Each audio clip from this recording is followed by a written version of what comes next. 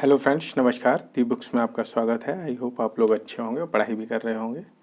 Friends, GS pointer चल रहा था, अपडेटेड है 2023 का, जिसमें एंशियंट मिडिएवल हो चुकी थी और मॉडर्न की बारी है। तो आइए मॉडर्न करते हैं। ये वीडियो आपके यूपीपीसीएस, बीईओ, आरओ एआरओ में काम आएगी। चलिए स्टार्ट करते हैं। नीला जल योजना ब्लू वाटर पॉलिसी से संबंधित है। De Almeida Vasco da Gama Calicut पहुंचा 1498 में।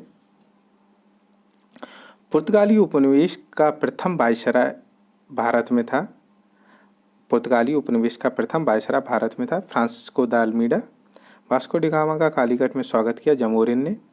कुछ समुद्री यात्री हैं और देश हैं: Vasco da Gama Portugal, Christopher Columbus Spain, captain Cook Great Britain, Tasman Holland.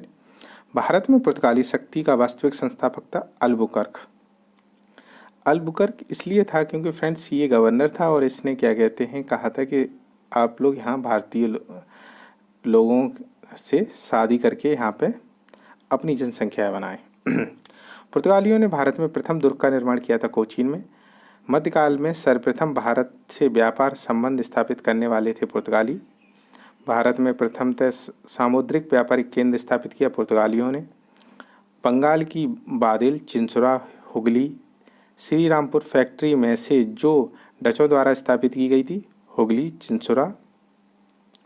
Pondicherry के संदर्भ में सही कथन है। पांडिचेरी पर कब्जा करने वाली पहली यूरोपीय शक्ति पुर्तगाली थे।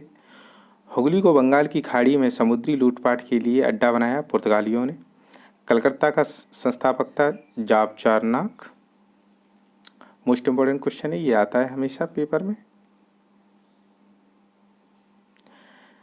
भारत में यूरोपीय शक्तियों के प्रवेश के संदर्भ में सही कथन है। अंग्रेजों ने अपना पहला कारखाना दक्षिण भारत में मछलीपट्टनम में लगाया। मोस्ट इम्पोर्टेंट, पूर्वी भारत में अंग्रेजी कंपनी 1633 ईस्वी में उड़ीसा में पहला कारखाना लगाया। डुप्ले के नेतृत्व में फ्रांसीसियों ने 1746 में मद्रास पर कब्जा किया था। भारत के साथ साथ व्यापार के लिए सर्वप्रथम संयुक्त पूंजी कंपनी आरंभ करने वाले लोग थे ब्रिटेन। सही कथन है। डचों ने पुर्तगालियों को पराजित किया और आधुनिक कोच्चि में उन्होंने फोर्ट विलियम का निर्माण किया। आधुनिक कोच्चि में उन्होंने फोर्ट विलियम का निर्माण किया। भारत में ईस्ट इंडिया कंपनी की सफलता का रास्ता: भारत में राष्ट्रीय भावना की कमी। कंपनी की सेना को पश्चिमी प्रशिक्षण मिला था। उनके पास आधुनिक हथियार थे। भारतीय सैनिकों में राष्ट्रीय भावना का अभाव था, जिसके फलस्वरूप कोई उन्हें अच्छा वेतन दे अपनी सेवा में ले सकता है। ब्रिटिश कंपनी में से भारत में व्यापार करने वाला पहला अधिकार पत्र प्राप्त हुआ लीवेंट कंपनी को। लंदन में ब्रिटिश ईस्ट इंडिया कंपनी के गठन के समय भारत में वासा था अकबर। मुगल सम्राट जिसके शासनकाल में इंग्लिश ईस्ट इंडिया कंपनी ने भारत में सर्वप्रथम कारखाना स्थापित किया जहांगीर।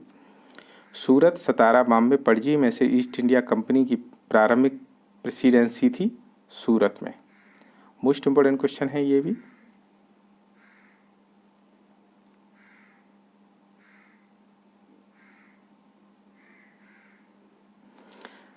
सत्रहवीं शताब्दी के पहले चतुर्थांश मतलब 1625 ईस्वी तक ईस्ट इंडिया कंपनी ने अपने कारखाने स्थापित किए थे सूरत, भरूच, बुरहानपुर, अहमदाबाद, आगरा में। वह अंग्रेज अधिकारी जिसने पुर्तगालियों को स्वाली के स्थान पर हराया था थॉमस वेस्ट ने यूरोपीय व्यापारिक कंपनियों में से सूरत में सर्वप्रथम कारखाना स्थापित किया। अंग्रेजों ने ईस्ट इंडिया कंपनी के आरंभिक दौर में वेस्टर्न प्रेसिडेंसी थी सूरत में। ब्रिटिश ईस्ट इंडिया कंपनी ने बम्बई लिया था पुर्तगालियों से। अवध के नवाब सादत अली ने प्रयागराज का किला अंग्रेजों को सौंप दिया 1797 में। ईस्ट इंडिया कंपनी का गवर्नर जिसे अंग्रेजों द्वारा भारत से निष्कासित किया है सर जॉन चाइल्ड। प्रथम कर्नाटक का कारण था अंग्रेजों द्वारा फ्रांसीसी जहाज़ों का अधिग्रहण। प्रथम कर्नाटक युद्ध एक्सला से अपील की संधि से अंत हुआ। द्वितीय कर्नाटक युद्ध निर्णायक रहा, ये आपको रटना है। तृतीय कर्नाटक युद्ध, पेरिस की संधि का अंत हुआ। प्रथम मैसूर युद्ध, ब्रिटिश की हार। कर्नाटक का प्रथम युद्ध 1746 से 48, कर्नाटक का द्वितीय युद्ध 1749 से 54, कर्नाटक का तृतीय युद्ध 1758 1763 ईस्वी तक।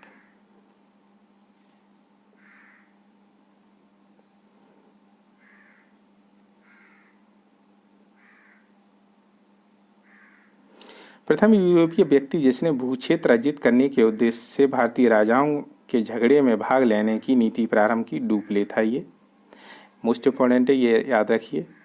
भारत में फ्रांसीसियों ने अपना सबसे पहला कारखाना कहाँ स्थापित किया? सूरत में।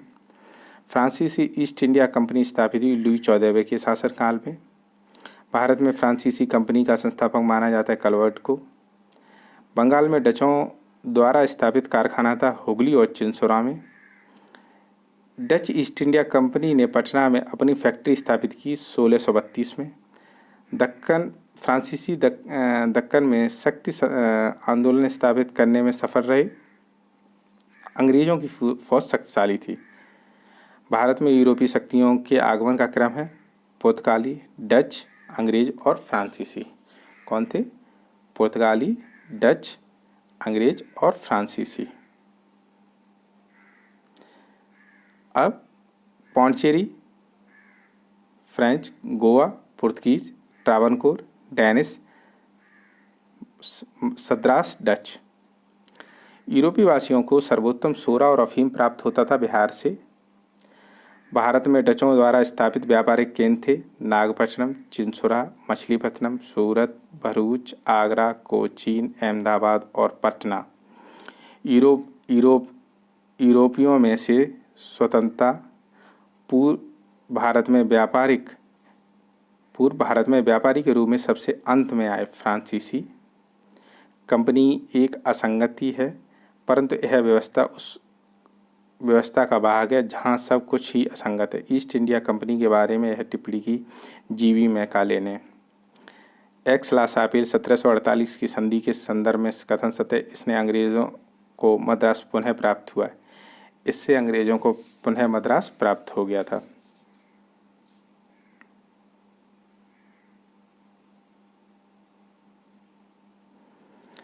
भारत में अंग्रेज़ों की सफलता तथा फ्रांसीसियों की असफलता के कारण थे। अंग्रेज़ों को बंगाल विजय से अपार धन और जनशक्ति का मिलना, अंग्रेज़ों की बेहतर सैनिक ताकत, ईस्ट इंडिया कंपनी और बंगाल के नवाब। नया टॉपिक है।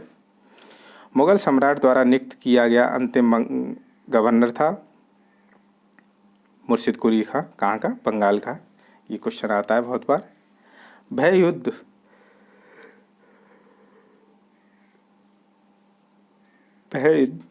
जिसने भारत में ब्रिटिश प्रभुत्व को प्रारंभ किया, प्लासी का युद्ध। मोस्ट इंपोर्टेंट क्वेश्चन है फ्रेंड्स ये तो।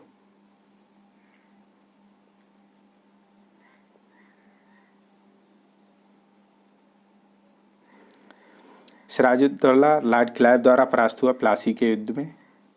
भारतवर्ष में ब्रिटिश राज्य का संस्थापक था Lord Robert Clive. Albuquerque, Robert Clive, Francis Dupleix, Lord Cornwallis, इसमें से स्वर्ग से उत्पन्न सेनानायक का है रॉबर्ट क्लाइव को।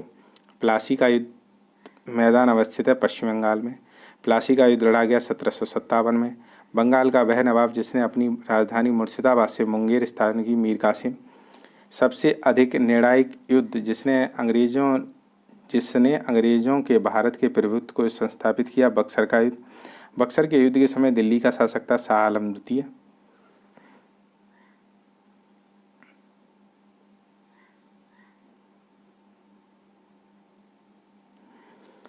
बक्सर की लड़ाई के समय बंगाल का नवाब था मीर जाफर। इंग्लैंड की ईस्ट इंडिया कंपनी की भारत में प्रथम निर्णायक सैन्य सफलता मानी जाती है बक्सर का युद्ध। ईस्ट इंडिया कंपनी को दीवानी प्रदान की शाह आलम द्वितीय ने। 1665 ईस्वी में ईस्ट इंडिया कंपनी को बंगाल की दीवानी प्रदान की मुगल सम्राट ने। वह गवर्नर जिसके कार्यकाल में ईस्ट इंडिया कंपनी को शहंशाह शाह आलम द्वारा बंगाल, बिहार, उड़ीसा में दीवानी अधिकार दिए गए, लॉर्ड क्लाइव। सम्राट शाह आलम द्वितीय ने ईस्ट इंडिया कंपनी को बंगाल, बिहार, उड़ीसा की दीवानी प्रदान की 12 अगस्त 1765 में। कब दी? 12 अगस्त 1765 में।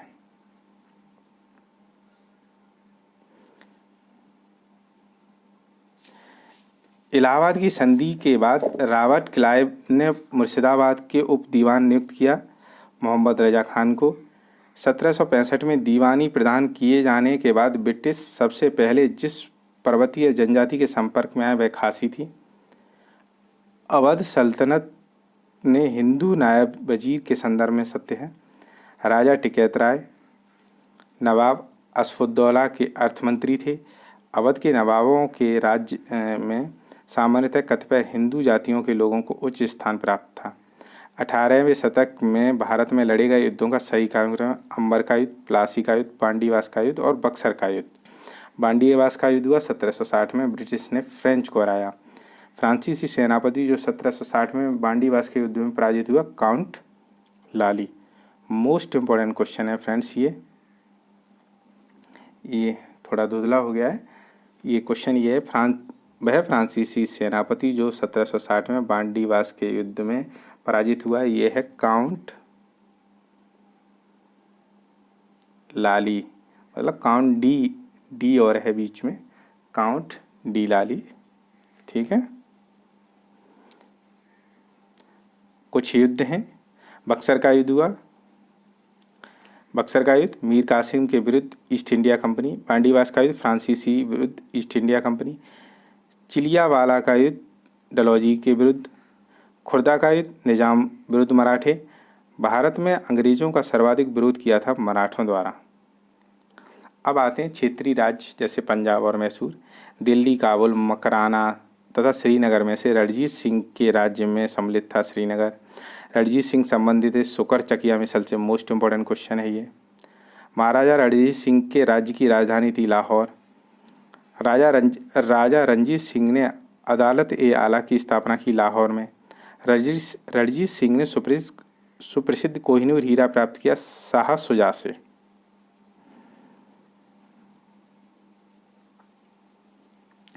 ईश्वर की इच्छा थी कि मैं सब धर्मों को एक निगाह से देखूं, इसलिए उसने दूसरी आंख की रोशनी ले ली। यह कथन किसका है? महाराजा रणजीत सिंह का।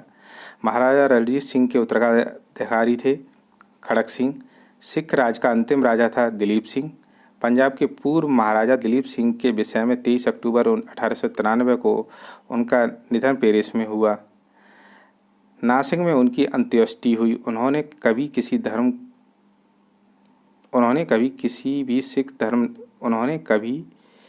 भी सिख धर्म नहीं छोड़ा था। वह कभी भी रूस नहीं गए थे। में से कौन सा कथन है?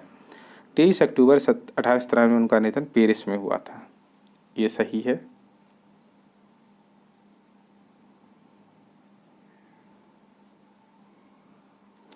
पंजाब के विलय के पश्चात पंजाब पर शासन करने के लिए 3 परिषद सदस्य थे, sir Henry Lawrence, John Lawrence और चार्ल्स क्रैनविल मानसेन। प्रथम अंगल मैसूर युद्ध में विजयी हुआ हैदर अली। 1855 में डिंडीगुल मैसूर में एक आधुनिक शस्त्रागार की स्थापना की थी हैदर अली ने। ब्रिटिश जनरल जिसने हैदर अली को पोर्टो नोवो के युद्ध में हराया था, सर आयरकूट। टीपू सुल्तान ने अपनी राजधानी बनाई श्रीरंगपट्टनम में। वह भारतीय शासक जिसने विदेशों में आधुनिक पद्धति से दूतावास स्थापित किए थे, Tipu Sultan. Most important question है ये टीपू सुल्तान के बारे में।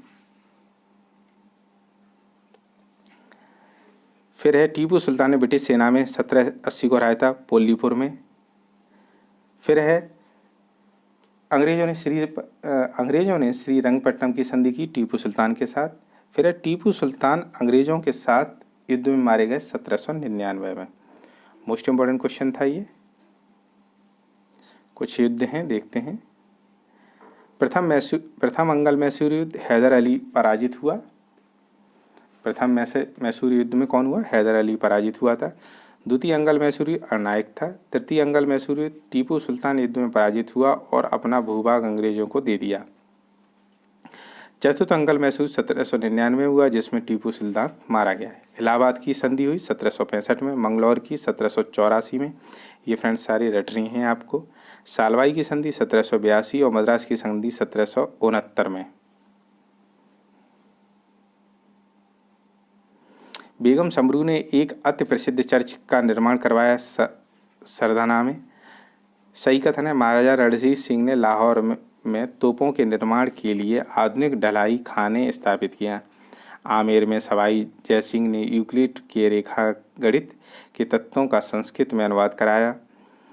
मैसूर में टीपू सुल्तान ने श्री श्रृंगेरी मंदिर में देवी शारदा की मूर्ति के निर्माण के लिए धन दिया था।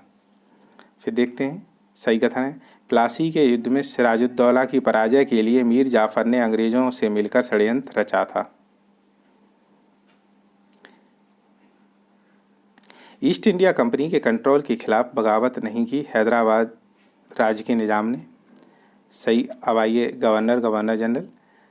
सही कथन है। जन प्रशासन की नींव वारेन हेस्टिंग द्वारा मजबूती से रखी गई, जिस पर ऊपरी संरचना कॉर्नवालिस ने की। ईस्ट इंडिया कंपनी के असैनिक और सैनिक सुधार करने का श्रेय क्लाइव को था। लॉर्ड डलहौजी ने व्यापकता के सिद्धांत के आधार पर ब्रिटिश साम्राज्य में समृद्ध क्षेत्र जोड़े। सत्य कथन है। बंगाल का पहला गवर्नर रॉबर्ट क्लाइव था। बंगाल का प्रथम गवर्नर जनरल वारेन हेस्टिंग था। भारत का प्रथम governor general Lord William Bentinck था।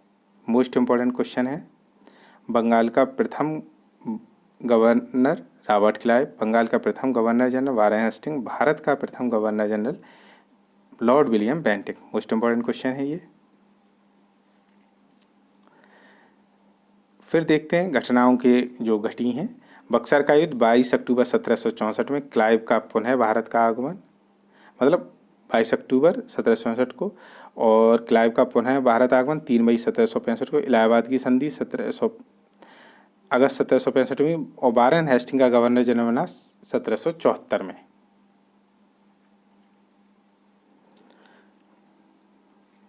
भारत में ब्रिटिश साम्राज्य का संस्थापक लॉर्ड क्लाइव। अंग्रेजों के विरुद्ध बनारस विद्रोह का नेतृत्व किया था राजा चेत सिंह ने। बंगाल में द्विशासन प्रणाली लागू की रॉबर्ट क्लाइव ने। कथन ए, बंगाल की एशियाटिक सोसाइटी की स्थापना वारेन हेस्टिंग के काल में हुई और उसने सर विलियम जोन्स के पक्ष में उक्त विद्वत संस्था थी की अध्यक्षता का प्रस्ताव अस्वीकार किया था। वारेन हेस्टिंग एक स्वयं उद्भट विद्वान और प्राच्य विद्या के प्रखर समर्थक था, जो संस्कृत, फारसी और अरबी के अध्ययन को प्रोत्साहित करता था। कथन कारण दोनों सत्य हैं। ठीक है फ्रेंड्स। कलकत्ता में एशियाटिक सोसाइटी की स्थापना के समय बंगाल का गवर्नर जनरल था वारेन हेस्टिंग। सुरक्षा प्रकोष्ठ की नीति संबंधित वारेन हेस्टिंग से। बंगाल में द्वैध शासन प्रणाली को समाप्त किया वारेन हेस्टिंग ने।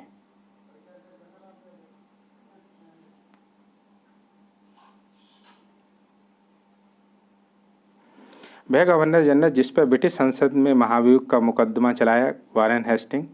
बक्सर का युद्ध 1764, सहायक संधि 1798 में। भारत में ईस्ट इंडिया कंपनी की व्यापारिक अधिकार प्रस्ताव 1833 में। ब्रिटिश नागरिकों एवं कंपनियों के लिए भारत में व्यापार का खोला जाना 1813 में। भारत में न्यायिक संगठन की स्थापना की लॉर्ड कॉर्नवालिस ने। वह गवर्नर जनरल जिसने भारत में प्रसंविधाबद्ध सिविल सेवा का सृजन किया, जो कालांतर में भारतीय सिविल सेवा के नाम से जानी गई, कॉर्नवालिस।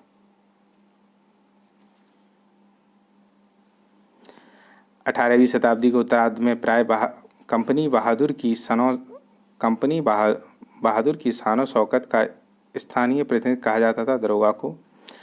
लॉर्ड कॉर्नवालिस की कब्र स्थित है गाजीपुर में। मोस्ट इम्पोर्टेंट क्वेश्चन है ये। 1802 की बसीन की संधि पर हस्ताक्षर हुए थे अंग्रेज और बाजीराव द्वितीय के मध्य। लॉर्ड वेलेजली की सहायक संधि को स्वीकार करने वाला पहला मराठा सरदार था पेशवा बाजीराव द्वितीय। कौन था? पेशवा बाजीराव द्वितीय। सहायक संधि को क्रियान्वित किया था लॉर्ड वेलेजली के काल में। सहायक संधि व्यवस्था को स्वीकार करने वाला प्रथम भारतीय देशी शासक था हैदराबाद के निजाम। मोस्ट इम्पोर्टेंट क्वेश्चन है ये।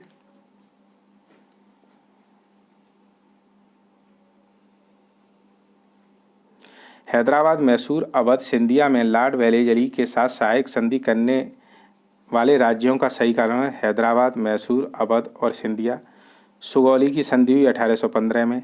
सहायक संधि को स्वीकार करने वाला पहला शासक था अवध का नवाब। भारतीय राज्यों पर अंग्रेजी प्रभुत्व स्थापित करने के लिए प्रशासन में सहायक संधि प्रणाली का सूत्रपात किया लॉर्ड वेलेजली ने। मोस्ट इम्पोर्टेंट क्वेश्चन है ये।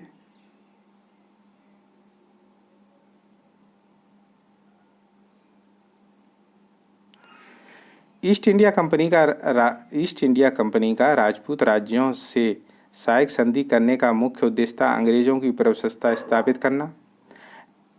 उस समय जब नेपोलियन की शक्ति के सामने यूरोप के साम्राज्य धराशायी हो रहे थे, तत्कालीन समय में वह ब्रिटिश गवर्नर जनरल जिसने भारत में ब्रिटिश पताकाएं फहराईं, लॉर्ड वेलेजली। अंगल नेपाल युद्ध जिसके शासनकाल में हुआ था, लॉर्ड हेक्टन मुर्रो बक्सर का युद्ध, लॉर्ड हेस्टिंग अंगल नेपाल युद्ध, लॉर्ड वेलेजली चतुर्थ अंगल मैसूर युद्ध और लॉर्ड कॉर्नवालिस तृतीय अंगल मैसूर युद्ध। मोस्ट इंपॉर्टेंट क्वेश्चन है, ये आता है पेपर में।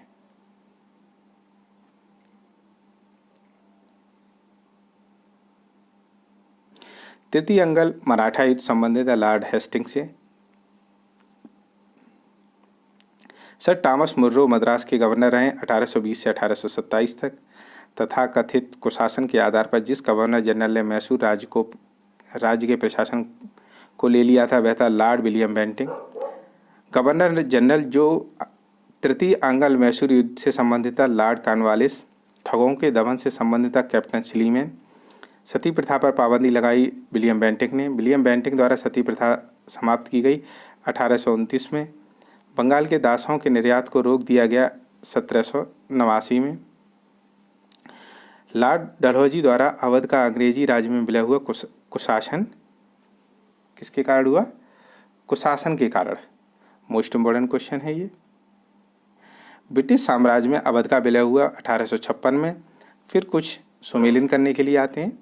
1849 में पंजाब का विलय, 1848 में सतारा का विलय, 1856 में अवध का विलय और 1855 में करौली का विलय।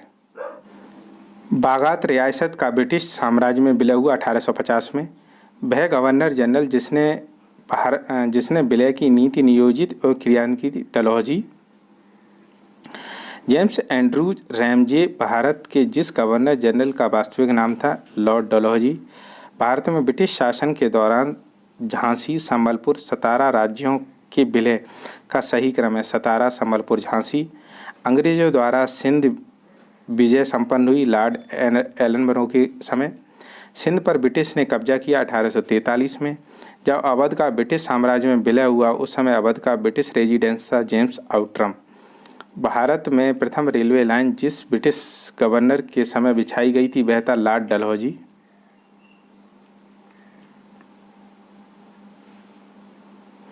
भारत में प्रथम रेलवे लाइन का निर्माण हुआ बम्बई और थाने के मध्य। भारत में पहली रेलवे लाइन शुरू की 1853 में। वह कंपनी जिसने सर्वप्रथम भारत में रेल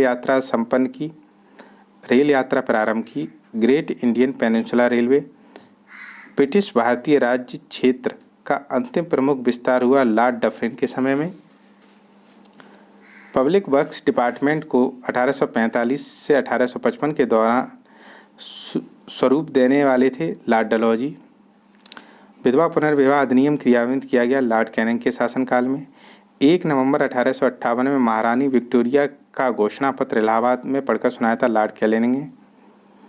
भारत में का प्रथम वायसराय था लॉर्ड कैनिंग।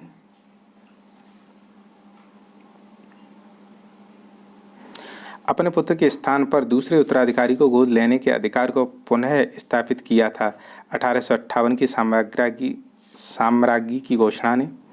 महारानी विक्टोरिया को भारत की सामग्री नियुक्त किया था 1877 ईस्वी में। वह गवर्नर जनरल जिसने भारत में दास प्रथा को समाप्त किया था लॉर्ड एनलबरो ने। लॉर्ड कॉर्नवालिस स्थायी बंदोबस्त, लॉर्ड वेलेजली सहायक संधि, लॉर्ड डलहौजी व्यापगत का सिद्धांत, लॉर्ड कैनिंग 1857 का विद्रोह और लॉर्ड हेस्टिंग तृतीय अंगल मराठा युद्ध।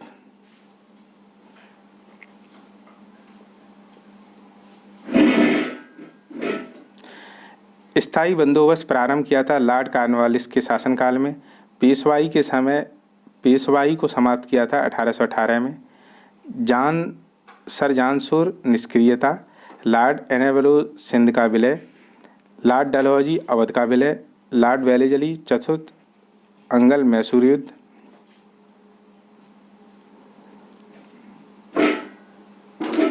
लॉर्ड डलहौजी अवध का विलीनीकरण, लॉर्ड डफरिन भारतीय राष्ट्रीय कांग्रेस की स्थापना, Lord William Bentinck charter act 1833 में पारित होना, लॉर्ड लिटिन द्वितीय अंगल अफगान युद्ध का प्रारंभ होना, राजपूताना की देसी रियासतों के साथ 1870 से 18 के अधीनस्थ संधि की बातचीत की थी चार्ल्स मेटकाफ ने। वह गवर्नर जनरल जो चतुराई पूर्ण निष्क्रियता की नीति के साथ जाना जाता है, कौन था वो? John Lawrence. भारत में अंग्रेजों के समय प्रथम जनगणना हुई लॉर्ड मेयो के काल में। वह वायसराय जिसकी हत्या अंडमान निकोबार द्वीप समूह एक दंडित अपराधी द्वारा ही लॉर्ड मेयो के। अफगानिस्तान में प्रति एक जोशवरी अग्र फॉरवर्ड की नीति का अनुसरण करने वाला गवर्नर जनरल था लिटिन। भारत का वायसराय सबसे दीर्घकाल तक रहा Lord Linlithgow. Lord Curzon. Bharat में स्थानीय स्वास्थ्य संस्थाएं 1882 में सशक्त की गईं लॉर्ड रिपिन द्वारा। एल्बर्ट विल का संबंध था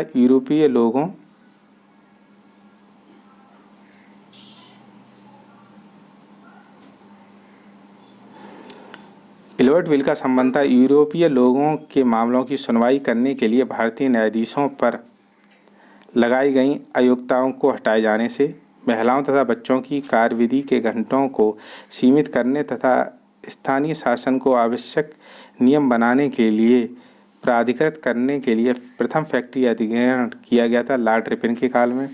भारत में स्थानीय स्वायत्त शासन का जनक माना जाता है लॉर्ड रिपिन को। अब देखिए लॉर्ड क्लाइव बंगाल में दोहरा शासन। लॉर्ड क्लाइव बंगाल में दोहरा शासन, बेंटिंग अंग्रेजी शिक्षा, लॉर्ड चार्ल्स मेटकाफ प्रेस पर से प्रतिबंध हटाना, लॉर्ड विलियम बेंटिक सती प्रथा निषेध, लॉर्ड रिपिन स्वायत्त शासन, लॉर्ड कर्जन बंगाल विभाजन। भारतीय पुरातत्व सर्वेक्षण की स्थापना हुई लॉर्ड कर्जन के काल में। प्राचीन स्मारक संरक्षण एक्ट पारित हुआ लॉर्ड कर्जन के काल में। भारत में कर्जन के प्रशासन की तुलना औरंगजेब से की थी जी.के. गोखले ने। इंपीरियल कैडेट कॉर्प्स की स्थापना की लॉर्ड कर्जन ने। भारत में ब्रिटिश साम्राज्य के दौरान Lord Curzon, Chelmsford, Lord Hardinge, Lord Irwin viceroy के कालानुक्रम है।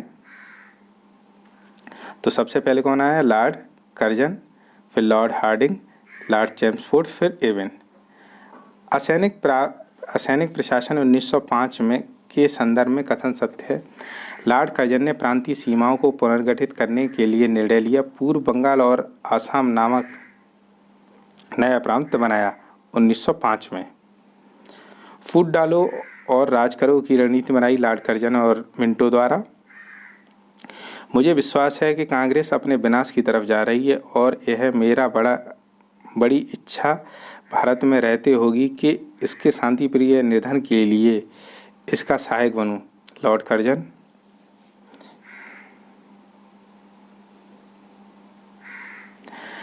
वह गवर्नर जनरल जिसने सबसे पहले पृथक निर्वाचन मंडल की व्यवस्था मुसलमानों को जीतने व उन्हें कांग्रेस के विरुद्ध करने के लिए इस्तेमाल की लॉर्ड मिंटो।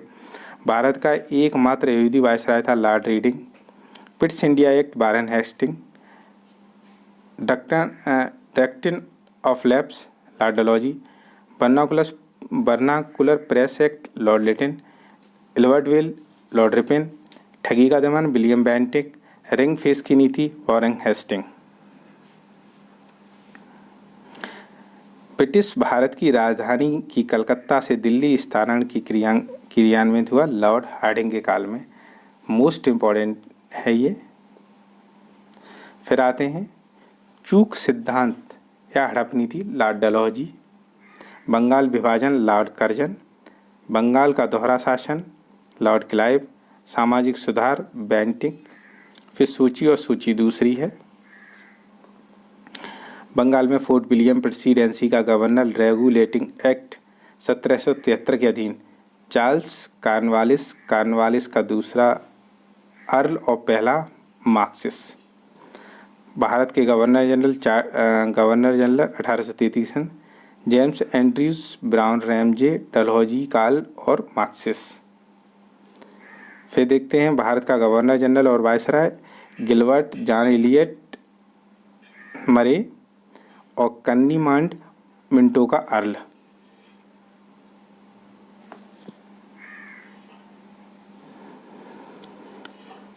फिर है गवर्नर जनरल और सम्राट का प्रतिनिधि आर्किबाल्ड, पार्सिबल बेबेल, वाइकाउंट और अरबेबेल। वह वायसराय जिसके कार्यकाल में भारतीयों को राय बहादुर और खान बहादुर की उपाधियां प्रदान करना प्रारंभ हुआ कैनिंग के काल में। अब है ब्रिटिश शासन की भारतीय अर्थव्यवस्था पर प्रभाव। मोस्ट इम्पोर्टेंट है ये। भारत में उपनिवेशी शासन काल में होम चार्जेस भारत में संपत्ति दोहन का महत्वपूर्ण अंग थे। जो निधियां जो होम चार्जेस की संगठित थीं, लंदन में इंडिया ऑफिस में भरण पोषण के लिए उपयोग में लाई जाने वाली निधि भारत में कार्यरत अंग्रेज कर्मचारियों के वेतन तथा पेंशन देते हुए प्रयोग लाई जाने वाली निधि। शब्द इंपीरियल प्रेफरेंस का प्रयोग किया जाता भारत में ब्रिटिश आयातों पर दी गई विशेष रियासतों के लिए। ब्रिटिश शासन के दौरान भारत में उद्योगों का कोई स्वतंत्र विकास नहीं हुआ। इसका कारण है धनिक वर्ग द्वारा भू संपत्ति के निवेश करने को तरजीह दिया जाना। इस्तेमारी बंदोबस्त लागू हुआ लॉर्ड कॉर्नवालिस के में। स्थायी बंदोबस्त प्रारंभ हुआ लॉर्ड वालिस के काल में। स्थायी बंदोबस्त किया गया जमींदारों से। लॉर्ड कॉर्नवालिस द्वारा स्थायी बंदोबस्त लागू किया 1793 ईस्वी में। कब हुआ? 1793 ईस्वी में।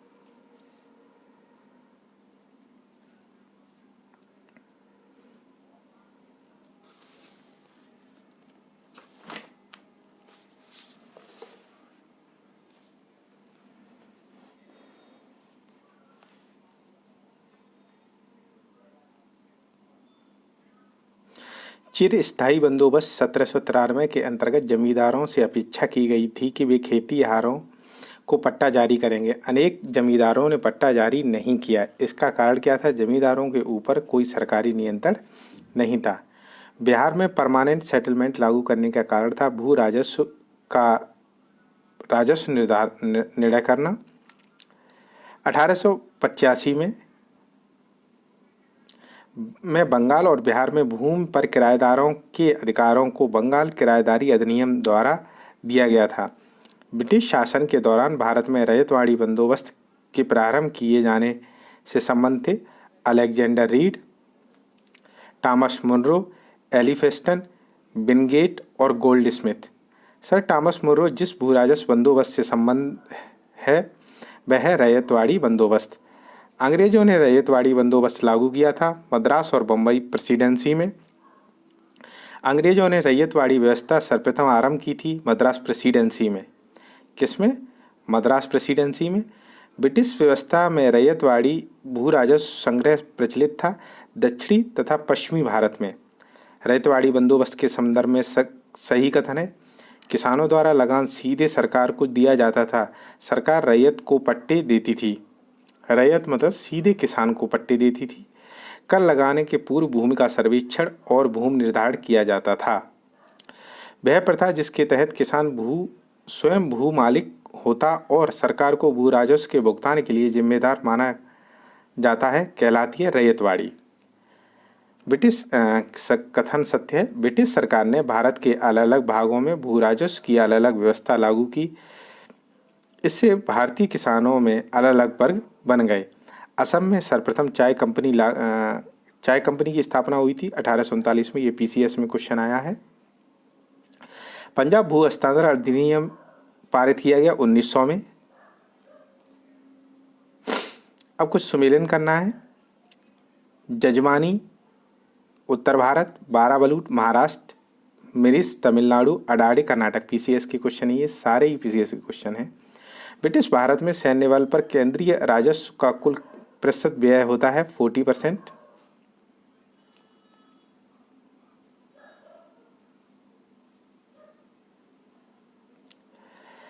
दादाभाई नौरोजी द्वारा प्रतिपादित अपवाद सिद्धांत ट्रेन थ्योरी का सही परिभाषा है। भारत में राष्ट्रीय संपदा का एक भाग अथवा कुल वार्षिक उत्पाद ब्रिटेन को निर्यात कर दिया जाता था, जिसके लिए भारत को कोई वास्तविक प्रतिफल नहीं मिलता था। अंग्रेजों के शासनकाल में भारत के आर्थिक दोहन के सिद्धांत को प्रतिपादित किया है दादाभाई नौरोजी ने। निकास के सिद्धांत का प्रतिपादन किया है दादाभाई नौरोजी ने। सत्य कथन है, ब्रिटिश काल में सामान्यतः भारत का व्यापार संतुलन अनुकूल था। धन की निकासी का स्वरूप अप्रतिफल निर्यात था। भारत में उपनिवेशवाद के आर्थिक आलोचक थे Dadabhai Naoroji, doctor Subramaniam Iyer, R C. Dutt. Bal Gangadhar Tilak, R C. Dutt, M G. Ranade, sir Syed Ahmad Khan में से दादाभाई नौरोजी के उत्सारण सिद्धांत में विश्वास नहीं करता था Sir Syed Ahmad Khan. Poverty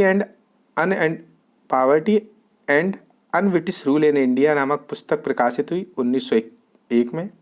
poverty and un-British rule in India नामक पुस्तक लिखी दादाभाई नौरोजी ने। ब्रिटिश हाउस ऑफ कॉमन्स में चुने जाने वाले दादाभाई नौरोजी प्रथम भारतीय थे जिन्होंने इस दल से टिकट लेकर चुनाव लड़ा था, उदारवादी दल। दादाभाई नौरोजी की भारतीय राष्ट्रीय आंदोलन को सर्वाधिक प्रभावी देन थी। उन्होंने इस बात को अभिव्यक्त किया कि ब्रिटेन भारत का आर्थिक शोषण कर रहा है। भारत में ब्रिटिश आर्थिक नीति घिनौनी है, यह विचार व्यक्त किया था कार्ल मार्क्स ने।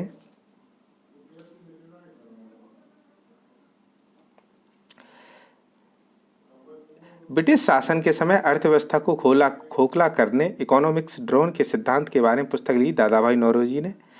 अनौद्योगिकरण के संदर्भ में सत्य कथन है, यह प्रक्रिया 1813 में आरंभ हुई। ईस्ट इंडिया कंपनी के व्यापारिक एकाधिकारों की समाप्ति ने इस प्रक्रिया को तेज कर दिया।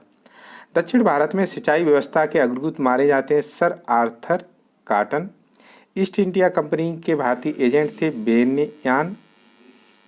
आर्थिक तौर पर 19वीं शताब्दी में भारत पर अंग्रेजी शासन का एक परिणाम था भारतीय कृषि का वाणिज्यीकरण। वह कथन जो औद्योगिक क्रांति के द्वारा 19वीं शताब्दी के पूर्वार्ध में भारत पर पड़े प्रभाव की सही व्याख्या करता है। भारतीय दस्तकारी उद्योग जो नष्ट हो गए थे। अब आइए देखते हैं कुछ पुस्तकें हैं और उनके लेखक। Abul Kalam Azad, India wins freedom, animation, new India, Bal Gangadhar Tilak, Kesari, Mahatma Gandhi, Hind Swaraj. Bapu my mother शीर्षक स्मरण लिखा है मनु बहन ने। गीता रहस्य नामक ग्रंथ लिखा है बाल गंगाधर तिलक द्वारा। अरविंद घोष ने लिखा था the life divine, the rise and growth economic national in India की पुस्तक के लेखक हैं विपिन चंद। ये पीसीएस में आ चुका है ये question.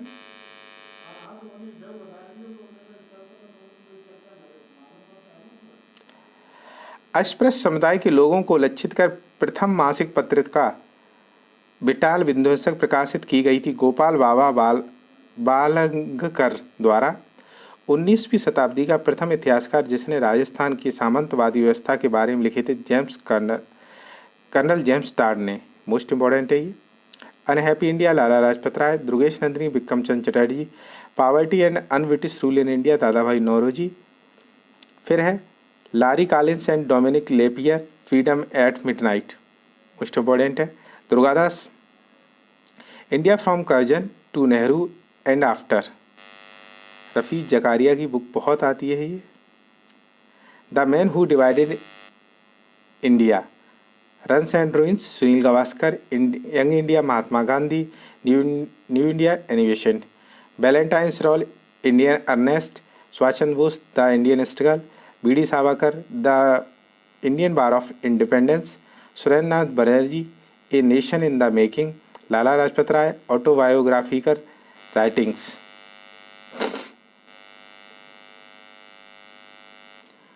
The history of the freedom movement in India, Tarachand. History of the freedom movement in Bihar, K Datta. आनंद मठ, विक्रम चटर्जी, आनंद चंद विक्रम चटर्जी। हाँ, प्रीसेप्ट्स ऑफ जीसस किसकी है? प्रीसेप्ट्स ऑफ जीसस किसकी है? राजा राम मोहन राय।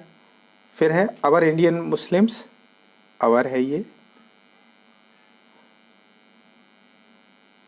अवर इंडियन मुस्लिम्स, W हंटर की।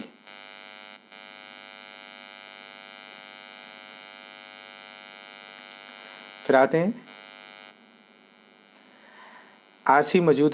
Majumdar, the sepoy mutiny and revolt of the revolt 1857। Rudrangshu Mukherjee, Awadh in revolt 1857-1858। B.S. Chaudhuri, civil rebellions in the Indian mutiny 1857 और 1859। होंगो Toye, spring tiger, Phillips Talbot, American witness to India's partition, spring tiger पुस्तक लिखी है Subhash Chandra Bose. Bhagat Singh, an introduction to the dreamland, Sachin Sanyal, Bandi जीवन, भगत सिंह मैं अनीश्वरवादी क्यों हूँ। Shyamji Krishna Varma, the Indian sociologist, Sachin Sanyal, Bandi Jeevan, Lala Ram Saran Das, the dreamland, Bhagwati Charan Bora, the philosophy of bomb. Annihilation of the caste के लेखक हैं doctor Bhimrao Ambedkar. Louis Fischer, the life of Mahatma Gandhi. Frank Moraes, Jawaharlal Nehru a biography. Rajendra Prasad, India divided. Guilty men of India's partition पुस्तक लिखी है राम मनोहर लोहिया द्वारा।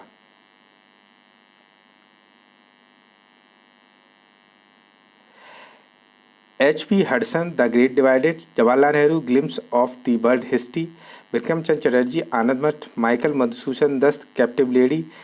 Rabindranath Tagore, Gora. Sarojini Naidu, the broken wing. Gitanjali का अंग्रेजी संस्करण प्रकाशित हुआ 1912, मोस्ट इंपॉर्टेंट है। Ram Manohar Lohia, the wheel of history. Mahatma Gandhi ने ब्रिटिश पार्लियामेंट को बांझ और वैश्या कहा हिंद स्वराज में। किसमें कहा? हिंद स्वराज में। India for independent, C.R. Das. Gokhale my political गुरु कौन थे? M.K. गांधी के गुरु थे ये। कौन थे? Gokhale, Gopal Krishna Gokhale. Dilip Mukherjee, terrorist. Mahatma Gandhi, my experience with truth. D.P. Mishra, living an era. अब देखते हैं प्रसिद्ध पुस्तकें हैं कुछ।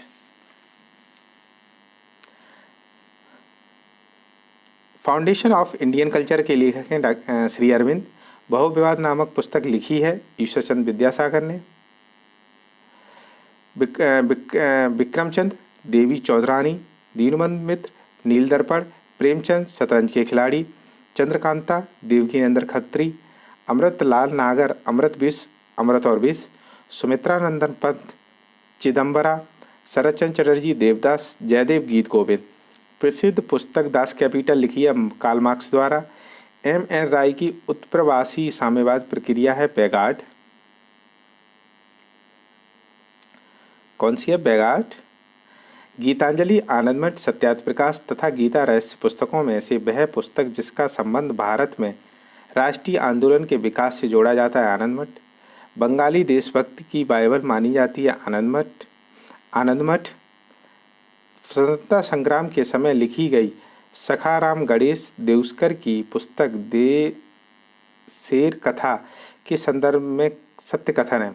इस पुस्तक ने औपनिवेशिक राज द्वारा मस्तिष्क की सम्मोहक विजय के विरोध में चेतावनी दी कि इस पुस्तक ने स्वदेशी नक्कुड़ नाटकों तथा लोकगीतों को प्रेरित किया।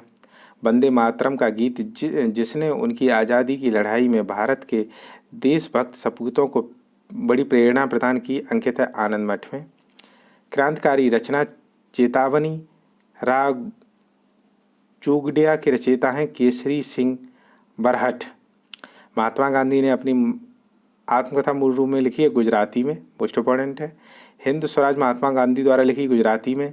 M.K. गांधी ने हिंद स्वराज लिखी 1909 में।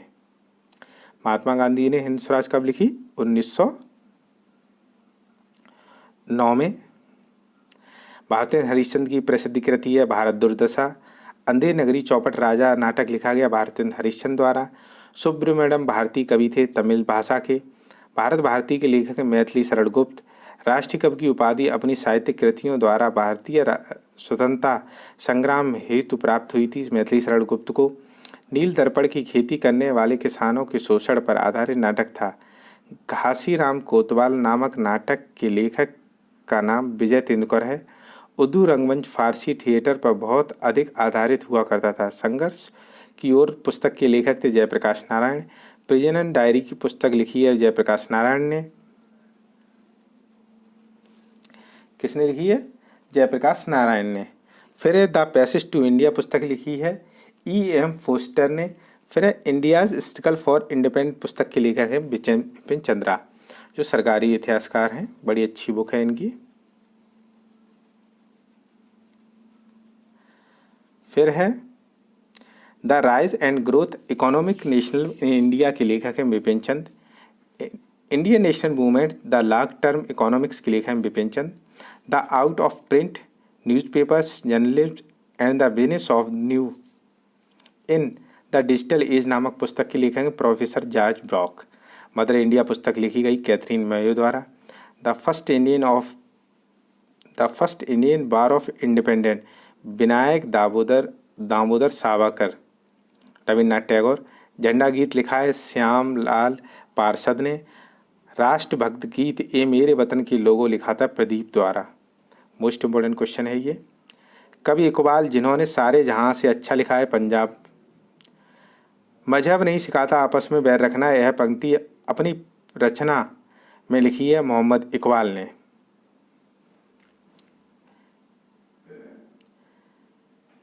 ब्रिटिश उपनिवेश के विरुद्ध भोजपुरी में लोकप्रिय कविता फिरंगिया लिखने वाले कवि का नाम था मनोरंजन प्रसाद सिंह। मैं अनीश्वरवादी क्यों हूँ शीर्षक की पुस्तिका लिखी गई भगत सिंह द्वारा।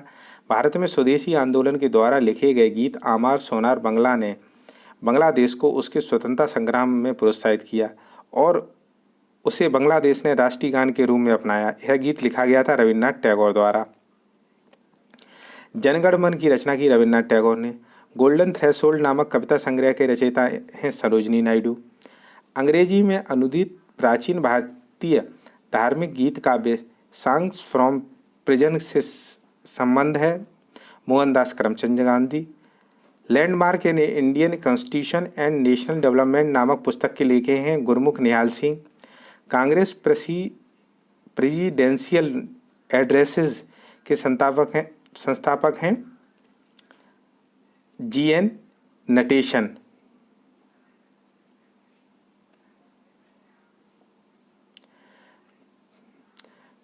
फिर है पंडित जवाहरलाल नेहरू ने अपनी पुस्तक डिस्कवरी ऑफ इंडिया लिखी है अहमदनगर फोर्ट जेल में। Mountbatten and the partition of India पुस्तक के लेखक हैं Larry Collins and Dominique Lapierre. कौन है? Journey to the kingdom of Awadh in year 1849-50 report लिखी W.S. लीमैन द्वारा। इंडियन वॉर ऑफ इंडिपेंडेंस 1857 के लेखक हैं B.D. Savarkar. Ramesh Chandra economic history of under early British rule. John और McLane Indian national and early Congress. Barindra Nath Ganguli Indian economic thought 19th century perspectives. Bipin Chandra the rise and growth of economic national in India. Most important book है इनकी। फिर है applied economy. फिर क्या है? Applied economy for India पुस्तक के लेखक हैं M. Visvesvaraya. The roots of ancient India के लेखक हैं W.A. Fairservis. पुस्तक भारत की दूसरी स्वतंत्रता के लेखक हैं M.G. देव सहाय याम। प्रिय प्रवास Ayodhya Singh Upadhyay Hariaudh. Gaban Premchand. Eternal India Indira Gandhi. Shahnama Firdausi. Autobiography an unknown Indian Nirad C Chaudhuri. Indian a wounded civilisation, B.S. Naipaul, confession of the lover, Mulk Raj Anand, the English teacher, R.K. Narayan, planning and the poor नामक पुस्तक के रचयिता हैं P.S. Minhas, the problem of the east नामक पुस्तक के लेखक हैं कर्जन, द अनटोल्ड स्टोरी के लेखक हैं जनरल कॉल, प्रसिद्ध पुस्तक दी अल्फ़ाबेट के लेखक हैं David Diringer, the galley of rascal पुस्तक के लेखक हैं Ruskin Bond, the proudest day पुस्तक के लेखक हैं एंथोनी रीड और Davis Fisher.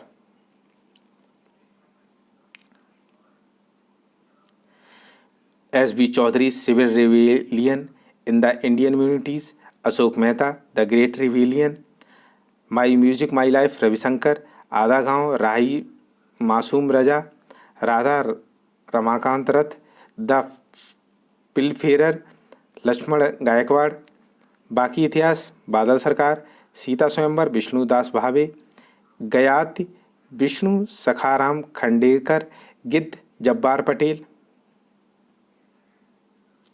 Shashi Tharoor, show business, Amitabh, circle of the reason, Anita Desai, clear light of day, Vikram Chandra, love and longing in Bombay, love and longing in Bombay.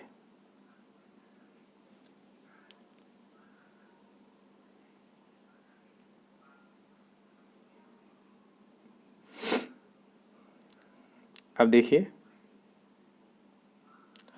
The post American world नामक पुस्तक के लेखक हैं फरीद जकारिया। पुस्तक the story of the integration of the Indian state लिखी गई है B.P. Menon ने। अयोध्या 6 दिसंबर 1992 पुस्तक लिखी P.B. नरसिंहा राव ने। B.S. Naipaul, and the free state, Salman Rushdie, midnight children, Paul Scott, staying on, J.G. Farrell, the siege of Krishnapur.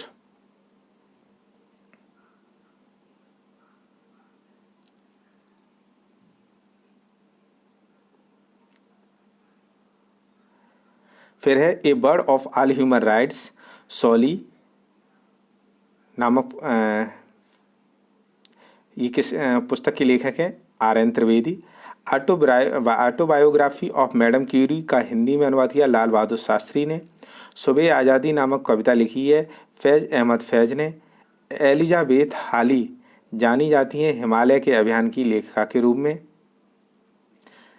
In custody Anita Desai, C of पीपाज पापीज है Amitabh Ghosh. The आर्ग्यूमेंटिव Indian Amar Sen. N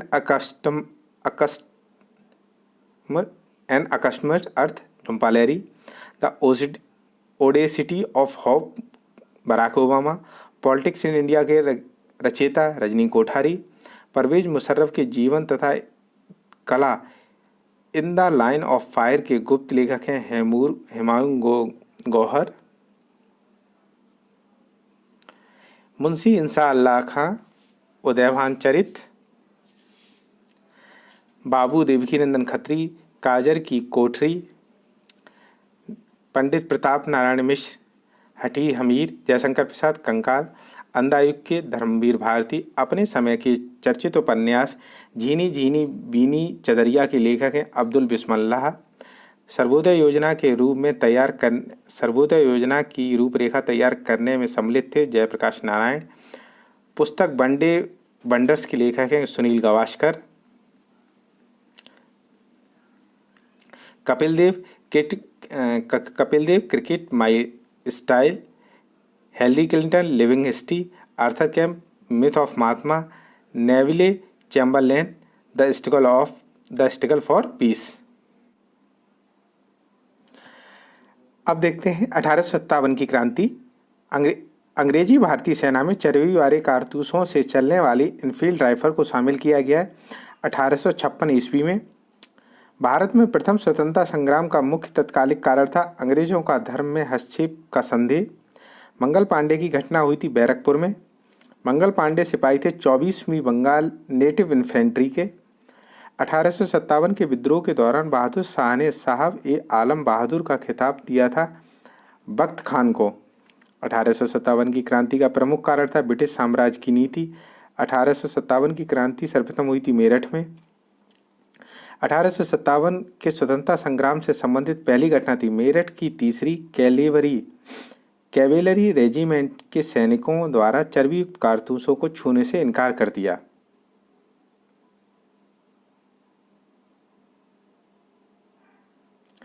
(1857) के स्वाधीनता संग्राम का प्रतीक था कमल रोटी। 1857 के संग्राम में झांसी, मेरठ, दिल्ली, कानपुर केंद्रों में से सबसे पहले अंग्रेजों ने पुनः अधिकृत किया था दिल्ली को।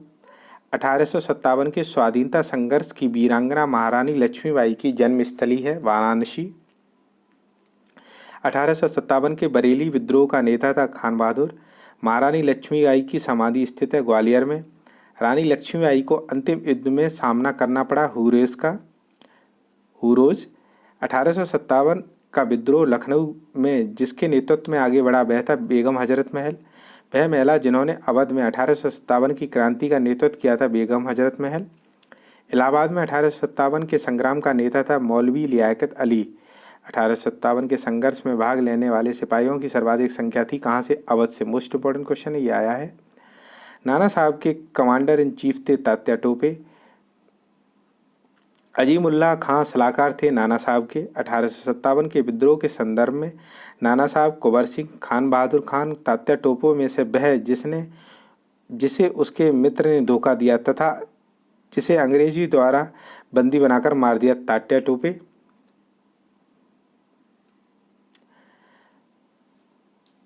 कुंवर सिंह 1857 के विद्रोह के प्रमुख नायक थे, संबंधित बिहार से।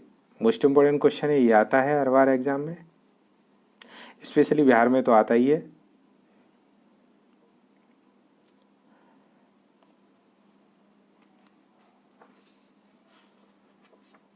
अब देखते हैं 1857 के विद्रोह में कुंवर सिंह अंग्रेजों के खिलाफ शामिल हुए थे। कहाँ से? आरा से। कुंवर सिंह कहाँ से थे? आरा से। पटना के 1857 के स्वतंत्रता संग्राम के नेता थे राजपूत कुंवर सिंह। कौन थे? राजपूत कुंवर सिंह। असम में 1857 की क्रांति के नेता थे दीवान मनी रामदत्त। 1857 के विद्रोह का बिहार में 15 जुलाई 1857 से 20 जनवरी 1858 तक केंद्र था जगदीशपुर। जगदीशपुर का वह व्यक्ति जिसने 1857 के विप्लव में क्रांतिकारियों का नेतृत्व किया, कुंवर सिंह। जगदीशपुर के राजा थे कुंवर सिंह।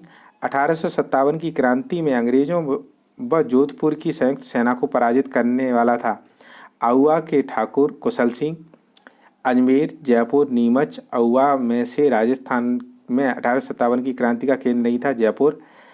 चंद्रशेखर आज़ाद, राम प्रसाद बिस्मिल, शहादत खान, माखन लाल चतुर्वेदी में से 1857 में अंग्रेज़ों से संघर्ष किया शहादत खान ने।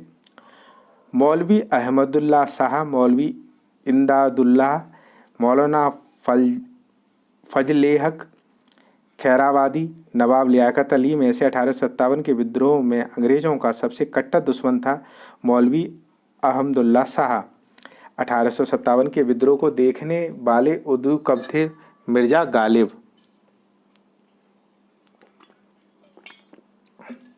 मिर्ज़ा गालिब कहाँ के थे? आगरा के। प्रसिद्ध उर्दू शायर मिर्ज़ा गालिब का मूल निवासी कहाँ थे? आगरा के।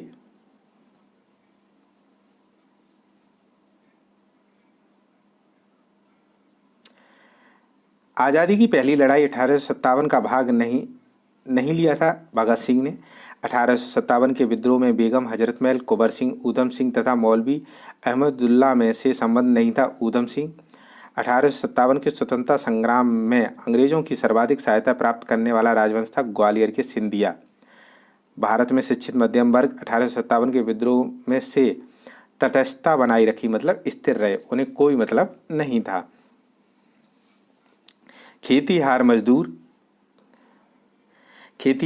साहूकार, कृषक, जमींदार वर्गों में से 1857 के विद्रोह में भाग नहीं लिया साहूकार और जमींदार ने।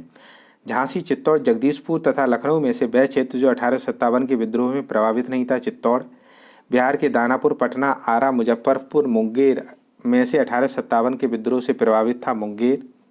बख्त खां दिल्ली, मौलवी अहमदुल्ला अवध, कुंवर सिंह आरा, नाना साहब कानपुर, बेगम हजरत महल दिल्ली। अब देखते हैं झांसी, रानी लक्ष्मीबाई, लखनऊ बेगम हजरत महल, कानपुर अजीमुल्ला खां, फैजाबाद मौलवी अहमदुल्ला शाह या मौलवी अहमद शाह। क्रांतिकारियों के नाम और उनके स्थान: नाना साहब कानपुर, नवाब हामिद अली खान दिल्ली, मौलवी अहमदुल्ला लखनऊ, मनीराम दीवान असम। 1857 के विद्रोह के समय भारत का गवर्नर जनरल था लॉर्ड कैनिंग। 1857 के विद्रोह के समय बैरकपुर में ब्रिटिश कमांडर ऑफिसर था जॉन बेनेट हैरसे। 1857 में इलाहाबाद को आपातकालीन मुख्यालय बनाया था लॉर्ड कैनिंग ने। 1857 के विद्रोह के समय ब्रिटिश प्रधानमंत्री थे विस्काउंट पामस्टन, मोस्ट इम्पॉर्टेंट है ये। 1857 के विद्रोह का मुख्यतः असफल रहा किसी सामान्य योजना और केंद्रीय संगठन की कमी के कारण। 1857 का प्रथम स्वतंत्रता संग्राम असफल क्यों हुआ? भारतीय सिपाहियों में उद्देश्य की एकता,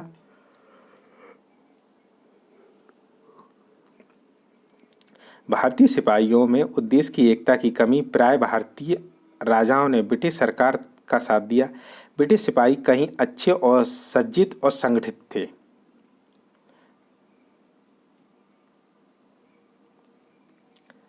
कैसे थे? संगठित। अंग्रेज राजपूत राज्यों में 1857 के विद्रोह को दबाने में सफल रहे क्योंकि स्थानीय शासकों ने क्रांतिकारियों का साथ नहीं दिया। जनरल जॉन निकलसन, जनरल नील, जनरल मेजर हैवलॉक तथा सर हेनरी लॉरेंस में से वह ब्रिटिश अधिकारी जिन्होंने लखनऊ में अपना जीवन खोया। जनरल नील, मेजर जनरल हैवलॉक और सर हेनरी लॉरेंस। 1857 में प्रथम स्वतंत्रता संग्राम ब्रिटिश सरकार से स्वतंत्रता प्राप्त करने में असफल रहा।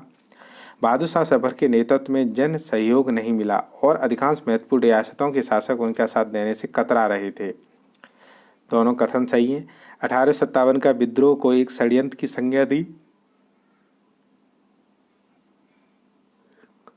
सर जेम्स आउटरम और डब्ल्यू टेलर ने।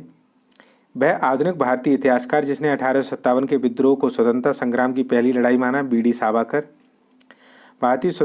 भारतीय स्वाधीनता आंदोलन का सरकारी इतिहासकार था एस.एन. सेन।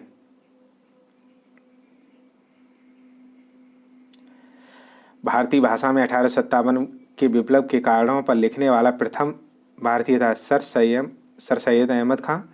तथा कथित प्रथम राष्ट्रीय स्वतंत्रता संग्राम न प्रथम, न राष्ट्रीय और न ही स्वतंत्रता संग्राम था।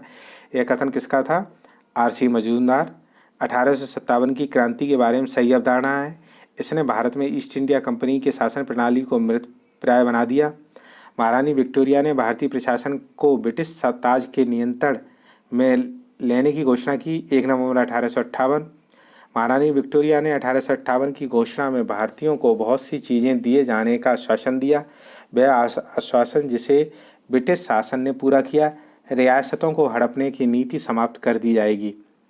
महारानी विक्टोरिया के उद्घोषणा का उद्देश्य था भारतीय राज्यों को ब्रिटिश साम्राज्य में मिलने के किसी भी विचार का परित्याग करना, भारतीय प्रशासन को ब्रिटिश क्राउन के अंतर्गत रखना। पब्लिक सर्विस आयोग, पील आयोग, हंटर आयोग, साइमन कमीशन में 1857 के विद्रोह के दमन के बाद भारतीय फौज ने नव संगठन से संबंधित आयोग है पील आयोग। कौन सा आयोग? पील आयोग। 1857 के विद्रोह का ब्रिटिश सरकार ने सिपाहियों का चयन किया गोरखा, सिख, पंजाबी, उत्तर प्रांत से। अब आए जन आंदोलन। 1857 के विद्रोह के ठीक बाद बंगाल में सन्यासी विद्रोह, संताल विद्रोह, नील उपद्रव तथा पावना उपद्रव में से विप्लव हुआ। नील कृषकों की दुर्दशा पर लिखी गई पुस्तक नील दर्पण के लेखक थे दीनबंधु मित्र। वंदे मातरम गीत लिखा है विक्रम चंद्र चटर्जी ने। आनंद मठ उपन्यास की कथा वस्तु आधारित है सन्यासी विद्रोह पर। वह विद्रोह जिसका उल्लेख विक्रम चंद्र चटर्जी ने अपने उपन्यास आनंद मठ में करके प्रसिद्ध किया, सन्यासी विद्रोह। मुंगेर के हियालात विद्रोह का उद्देश्य था बाकास्त भूमि की वापसी की मांग। लाहौर पटना अमृतसर तथा पुणे में से 19वीं शताब्दी के दौरान होने वाली बहावी आंदोलन का मुख्य केंद्र था पटना। कूका आंदोलन को संगठित किया गुरुराम सिंह ने। पागलपंथी विद्रोह का एक विद्रोह था गारो का। पागलपंथ की स्थापना की करम शाह ने। और फारजी विद्रोह का नेता था दादू मियाँ। मोस्ट इम्पोर्टेंट है ये तो आपको रटने हैं सभी।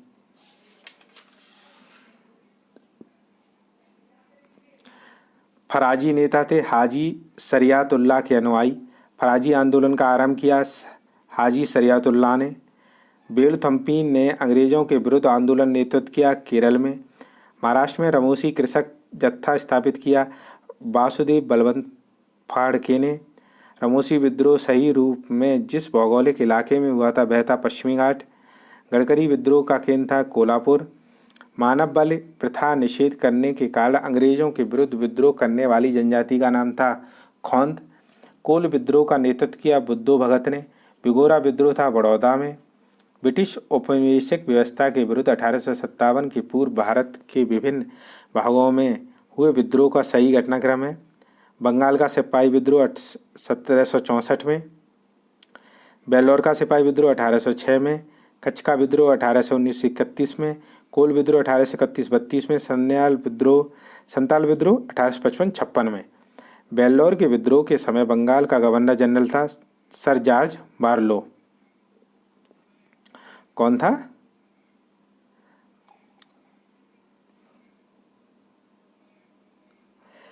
फिर है बिहार, पंजाब, सिंध, काठियावाड़ में से वह क्षेत्र जिसमें आदिवासियों ने अंग्रेजों के विरुद्ध विद्रोह किया। तो वो कौन था? बिहार। संताल 1855-56 में नेतृत्व किया सिद्धू कानू और भैरव चांद ने। 1855 में संथालों ने जिस अंग्रेज कमांडर को हराया था मेजर बारो। 1855 में संथाल हूल के संदर्भ में ही कथन है। भागलपुर के पास मेजर बारो संतालों से लड़ाई में हार गए। गोक्को गोंडा एक महत्वपूर्ण नेता था। संताल विद्रोह के शांत हो जाने के बाद औपनिवेशिक शासन द्वारा किए गए उपबंध संताल परगना नामक राज्य क्षेत्रों का सृजन, किसी भी संताल का गैर संताल को भूमि अंतरण करना गैर कानूनी। नील विद्रोह, कोल विद्रोह, रंपा विद्रोह तथा संताल विद्रोह में से वह घटना जो महाराष्ट्र में विघटित हुई भील विद्रोह। मेवाड़, बांगड़ और आसपास के क्षेत्रों में भीलों में सामाजिक सुधार के लिए लसोड़िया आंदोलन का सूत्रपात किया गोविंद गुरु ने। उलूगलन विद्रोह जुड़ा है बिरसा मुंडा से। मुंडा विद्रोह का नेता था बिरसा मुंडा। जिस आदिवासी नेता को जगत पिता कहा जाता है बिरसा मुंडा को। मोस्ट इम्पोर्टेंट है ये। मुंडाओं ने विद्रोह किया 1899 और 1900 में। बिरसा मुंडा के सोते हुए पकड़ा गया 3 मार्च 1900 को। बिरसा मुंडा का कार्यक्षेत्र था रांची। जनजाति लोगों के संबंध में आदिवासी का शब्द का प्रयोग हुआ है ठक्कर बापा ने। भारत में 19वीं शताब्दी में जनजाति विद्रोह के लिए साझा कारण मुहैया कराने वाले थे जनजाति समुदायों की प्राचीन भूमि संबंधी व्यवस्था की संपूर्ण बेदारड़। हौज विद्रोह हुआ 1820-21 में। खैरवार आदिवासी से आंदोलन हुआ 1874 में। संबलपुर के अनेक ब्रिटिश विरोधी विद्रोह नेता थे सुरेंद्र साई। नील विद्रोह, संताल विद्रोह, दक्खन के दंगे सिपाही विद्रोह का सही कालक्रम है। संताल विद्रोह, सिपाही विद्रोह, नील विद्रोह और दक्कन। अब देखते हैं मोपला विद्रोह केरल, पावना बंगाल, एका अवध, बिरसा मुंडा झारखंड। फिर घटनाएं बैरकपुर नवंबर 1824, बहरामपुर 1857, संताल 1855-56, बेल्लौर 1806, नील 1859 से 60, दक्कन विद्रोह 1875। मोस्ट इम्पोर्टेंट हैं ये सभी, रटना है इनको। तो पावना 1873-85, एका 1922, ताना भगत 1914, तेभाग आंदोलन 1946 से 1947, रंपा विद्रोह 1879 से 80, जयंतिया विद्रोह 1860 से 63, अहोम विद्रोह 1828, कोल विद्रोह 1831-32, कूका विद्रोह 1840-1872, कुकी विद्रोह 1917 से 1919, कोली विद्रोह 1884 से 1885, चौर विद्रोह 1868। कूका विद्रोह पंजाब, कोली विद्रोह महाराष्ट्र, चौर विद्रोह पश्चिम बंगाल, कुकी विद्रोह त्रिपुरा, अहम गोमधर कुंवर, ताना भगत, जतरा भगत। एक आंदोलन प्रारंभ किया गया उत्तर प्रदेश के हरदोई, बाराबंकी, बहराइच, सीतापुर आदि स्थानों से किसानों द्वारा अंग्रेजों के विरुद्ध भीलों द्वारा क्रांति प्रारंभ की गई। मध्य प्रदेश महाराष्ट्र में ताना भगत आंदोलन जतराव उराव में प्रारंभ किया 1914 में। भूमिज विद्रोह के नेता थे गंगा नारायण। तेभागा आंदोलन 1946 में बंगाल में प्रारंभ हुआ किसान सभा के नेतृत्व में। महात्मा गांधी और उनके विचारों से प्रभावित होने वाले प्रथम आदिवासी नेता थे जोड़ानांग। अब आधुनिक भारत में जो शिक्षा का प्रसार हुआ उस पर देख लेते हैं कुछ। भारत में अंग्रेजों ने प्रथम मदरसा स्थापित किया कलकत्ता में। एशियाटिक सोसाइटी और बंगाल के संस्थापक सर विलियम जोन्स। वाराणसी में प्रथम संस्कृत विद्यालय की स्थापना जोनाथन डंकन। बंगाल की एशियाटिक सोसाइटी की स्थापना वारेन हेस्टिंग के काल में हुई तथा उसने सर विलियम जोन्स के पक्ष में उद्यत संस्था अध्यक्षता का प्रस्ताव स्वीकार कर दिया। वारेन हेस्टिंग स्वयं एक उद्भव विद्वान था, प्राच्य विद्या का प्रखर समर्थक था, जो संस्कृत, फारसी, अरबी के अध्ययनों को प्रोत्साहित करता था। कथन कारण दोनों सही हैं।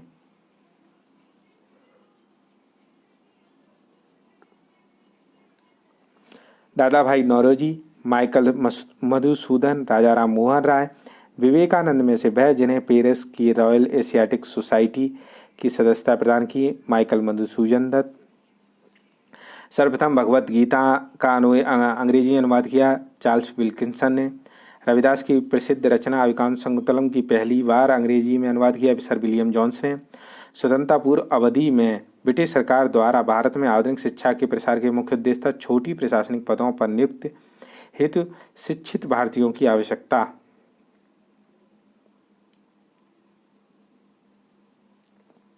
ब्रिटिश सरकार ने जिस अधिनियम ने सबसे पहली बार भारत में शिक्षा के लिए 1 लाख रुपए का व्यय का प्रावधान किया, चार्टर 1813।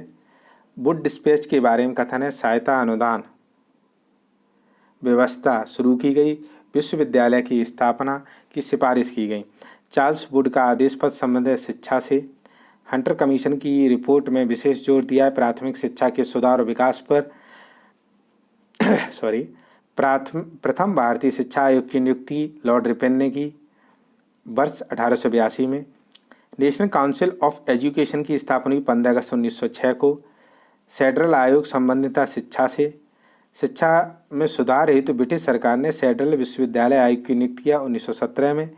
लॉर्ड मैकाले संबंधित है अंग्रेजी शिक्षा से। 1902 में मैकाले ने 2 भारतीय सदस्यों को सम्मिलित करते हुए एक विश्वविद्यालय आयोग गठित किया। वे सदस्य सैयद हुसैन बिलग्रामी, न्यायमूर्ति गुरदास बनर्जी। भारत के औपनिवेशिक काम में अधोमुखी निस्यंदन का सिद्धांत शिक्षा क्षेत्र में दिया है।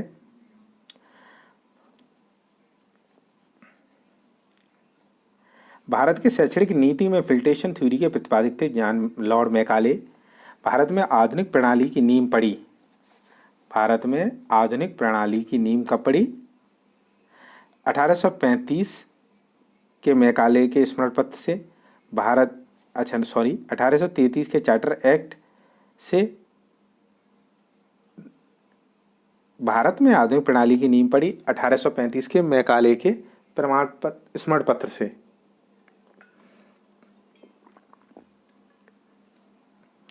भारत में अंग्रेजी शिक्षा की नींव पड़ी 1833 के चार्टर एक्ट से। General committee of public instructions 1823। प्राच्यवाद और अंगलवाद विवाद। भारत में अंग्रेजी शिक्षा आरंभ की लॉर्ड विलियम कैवेंडिश बैंकेट के शासनकाल में। भारत में प्रथम 3 विश्वविद्यालय कलकत्ता, बम्बई, मद्रास की स्थापना 1857 में की। भारत में सतत प्रयत्नों से बम्बई प्रथम महिला विश्वविद्यालय की स्थापना डी कर्वे ने। डेक्कन एजुकेशन सोसाइटी की स्थापना बीजी तिलक ने की। Hindu college Calcutta, Delhi college, Mayo college, Muslim Anglo Orient college की स्थापना हुई। सर्वप्रथम हुई इनमें से हिंदू कॉलेज कलकत्ता की। डेविड हेयर, अलेक्जेंडर डफ के साथ मिलकर किसने कलकत्ता में हिंदू कॉलेज की स्थापना की? राजा राम मोहन राय ने। किसने की? राजा राम मोहन राय ने।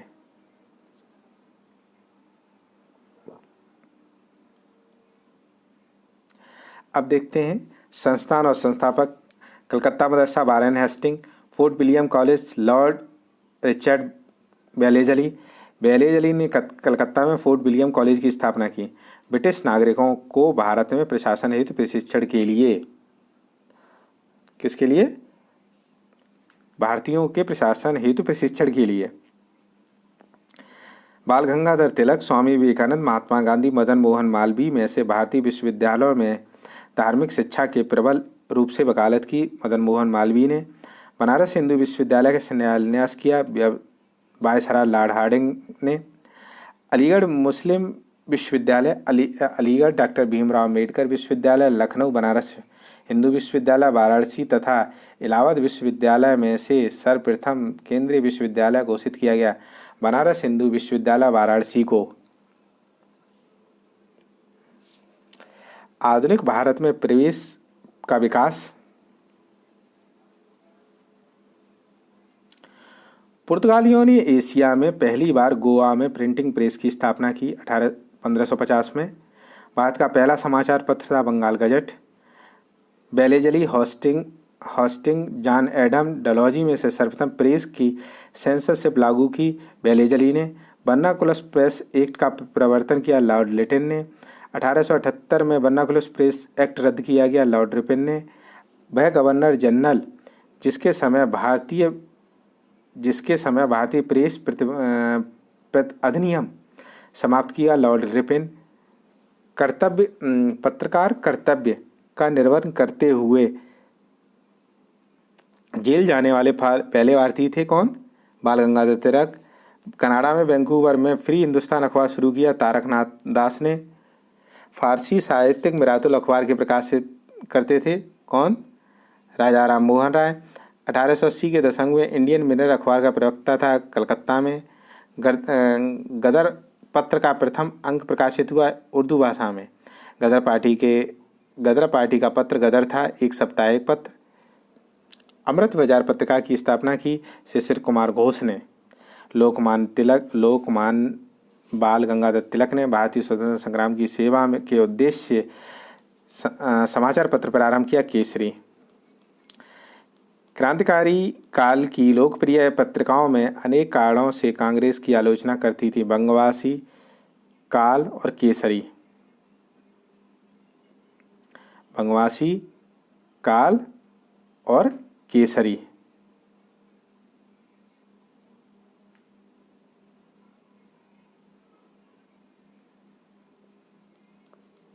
अब है वह समाचार पत्र जिन्होंने भारतीय स्वतंत्रता संग्राम के काल में क्रांतिकारी राष्ट्रवाद की वकालत की। संध्या, युगांतर और कौन था? काल। सोम प्रकाश नामक समाचार पत्र शुरू किया ईश्वर चंद्र विद्यासागर ने। New India, leader, young India, freedom press, general अखबारों में से मुख्यतः उदारवादियों की नीतियों का प्रचारक था लीडर। द इंडियन ओपिनियन पत्र छापा जाता था गुजराती, तमिल, हिंदी और अंग्रेजी भाषा में। इंडियन ओपिनियन पत्रिका के संपादक थे मनसुख लाल नजर। महात्मा गांधी द्वारा दक्षिण अफ्रीका में प्रकाशित समाचार पत्र था द इंडियन ओपिनियन। हिंदी का पहला समाचार पत्र उद्दंड मर्तांड प्रकाशित किया कलकत्ता में। प्रथम साप्ताहिक के रूप में यंग इंडिया का शुभारंभ किया होम रूल पार्टी ने। भारतीयों द्वारा अंग्रेजी भाषा में प्रकाशित समाचार पत्र बंगाल गजट।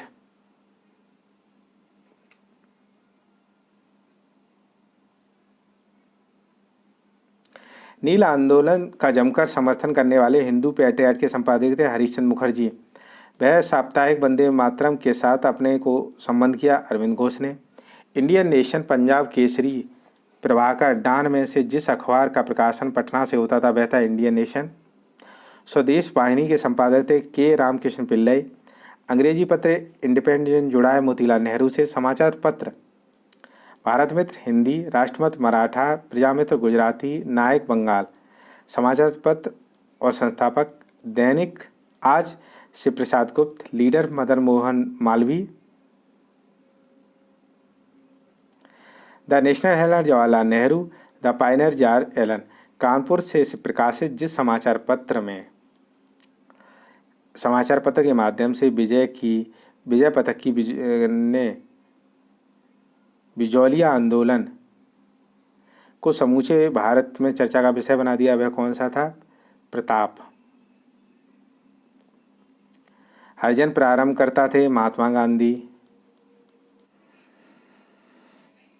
गांधी जी द्वारा शुरू किए गए एक साप्ताहिक पत्र हरिजन का प्रथम अंक 11 फरवरी 1933 को प्रकाशित किया गया। पूना वर्तमान पुणे से। मराठी पाक्षिक बहिष्कृत भारत प्रारंभ किया डॉक्टर भीमराव अम्बेडकर ने। अल हिलाल कामरेड द इंडियन सोशलिस्ट तथा जमींदार में से वह जर्नल जो अब्दुल कलाम आज़ाद द्वारा प्रकाशित किया। अल हिलाल वर्ष 1920 में लाहौर से लाला राजपत द्वारा जिस हिंदू समाचार पत्र को प्रारंभ किया गया था वह था Vande Mataram. The Hindu Subramaniam Iyer, Sudharak Gopal Krishna Gokhale, voice of India Dada Bhai Naoroji, Bengali S N. Banerjee, Hindustani Ganga Prasad Verma. समाचार पत्र प्रारंभकर्ता Bombay chronicle, most important Firoz Shah Mehta, commonwealth, Annie Besant, leader Madan Mohan Malviya, searchlight Satyanarayan Sinha, justice T M. Nair, Annie Besant, new India, Mahatma Gandhi young India, Lokmanya Tilak, Kesari, B R. Ambedkar, Mook Nair, दादा भाई नौरोजी, रक्त गुप्तार।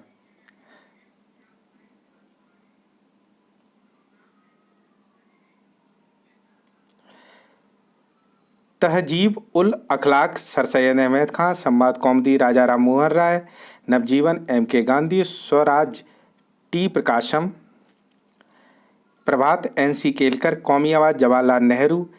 एनिवेशेंट द्वारा निकाले जाने वाले दो अखबार commonwealth, new India, the Hindu, Bengali, the Mahratta, the Times of India में से वह राष्ट्रवादी समाचार पत्र नहीं था, द टाइम्स ऑफ इंडिया। अब देखिए, Vipin Chandra Pal, new India, Arvind Ghosh, Vande Mataram, Brahma Bandhav Upadhyay, Sandhya, Mohammad Ali, comrade, S A. डागे, the socialist, Muzaffar Ahmad, Navyug, Ghulam Hussain, Inquilab, M. Singaravelu, labour Kisan gazette, Indu Prakash, M G. Narayan, negative opinion, B N. Mandlik, Indian mirror, Debendranath Tagore, Bangabasi, Jogendranath Bose और वंदे मातरम अरविंद घोष का है। अमृत बाजार पत्रिका मोतीलाल घोष, मोस्ट इम्पॉर्टेंट है। द हिंदू सुब्रमण्यम अय्यर, केसरी बाल गंगाधर तिलक, हिंदुस्तानी गंगा प्रसाद वर्मा और 10 रोजा पत्रिका राष्ट्रीय आंदोलन के दौरान प्रारंभ किए अब्दुल गफ्फार खान ने। अब आते हैं सामाजिक सुधार आंदोलन पे। 19वीं शताब्दी के धर्म एवं समाज सुधार आंदोलनों ने जनसंख्या के जिस वर्ग को मुख्यतः आकर्षित किया वह था बुद्धिजीवी, नगरीय उच्च जातियाँ और उदार रजवाड़े। 19वीं सदी के सामाजिक धार्मिक आंदोलनों के कारण भारत का आधुनिकीकरण हुआ। सामाजिक धार्मिक आंदोलन के मूल में बुद्धिवाद, वैज्ञानिक दृष्टिकोण, अन्य ऐसे विचार थे जो आधुनिकता के आधार पर माने जाते हैं। दोनों सही हैं, आर और ए। कुलीन जमींदार, नवीन धर्मान व्यापारी, शिक्षित हिंदू मध्यम वर्ग तथा शिक्षित मुसलमान में से वह वर्ग जिसे सर्वप्रथम पश्चिमी सभ्यता ने प्रभावित किया, शिक्षित हिंदू वर्ग। भारतीय जागृति का जनक कहलाता है राजा राम मोहन राय। भारतीय पुनर्जागरण का पिता कहा गए राजा राम मोहन राय को। भारतीय राष्ट्रवाद का जनक कहा गया राजा राम मोहन राय को। भारतीय राष्ट्रवाद का पैगंबर माना जाता है राजा राम मोहन राय को। भारतीय पुनर्जागरण आंदोलन के पिता थे राजा राम मोहन राय। भारत के पुनर्जागरण आंदोलन के अग्रदूत थे राजा राम मोहन राय। भारत का प्रथम आधुनिक पुरुष माना जाता है राजा राम मोहन राय को। राजा राम मोहन राय द्वारा स्थापित प्रथम संस्था थी आत्मीय सभा। राजा राम मोहन राय द्वारा ब्रह्म समाज की स्थापना 1928 को हुई। कब हुई? 1928 को। राजा राम मोहन राय की उपाधि दी किसने दी? अकबर द्वितीय ने। राजा राम मोहन राय की समाधि है ब्रिस्टल, कहाँ? इंग्लैंड में। Calcutta Unitarian committee, tabernacle of new dispensations तथा इंडियन रिफॉर्म एसोसिएशन में से केशव चंद्र सेन का संबंध है। Tabernacle of new dispensations Indian reform association की स्थापना से। भारतीय ब्रह्म समाज के संस्थापक थे केशव चंद्र सेन। ब्रह्म समाज का सिद्धांत आधारित है एक देववाद पर। बाल विवाह, सती प्रथा, पाश्चात्य शिक्षा, मूर्ति पूजा में से वह जिसका विरोध राजा राम मोहन राय ने नहीं किया, पाश्चात्य शिक्षा का। ब्रह्म समाज के बारे में सही कथन है, इसने मूर्ति पूजा का विरोध किया। धार्मिक ग्रंथों की व्याख्या के लिए इसने पुरोहित वर्ग को अस्वीकारा। दिग्दर्शन, समाचार चंद्रिका, संवाद कौमुदी, बंगाल गजट में से वह जिसे राजा राम मोहन राय ने धार्मिक सामाजिक विचारों के विरोध में प्रारंभ किया था, राम समाचार चंद्रिका। फिर है 19वीं शताब्दी के उत्तरार्ध में नव हिंदूवाद के सर्वश्रेष्ठ प्रतिनिधि थे स्वामी विवेकानंद। विवेकानंद ने शिकागो में आयोजित पार्लियामेंट ऑफ वर्ल्ड रिलीजन्स में भाग लिया 1893 में। वह प्रख्यात समाज सुधारक जिसने ज्ञानयुग, कर्मयुग, राजयोग के नामक पुस्तक ली। स्वामी विवेकानंद ने व्यवहारिक वेदांत के प्रतिपादक थे। विवेकानंद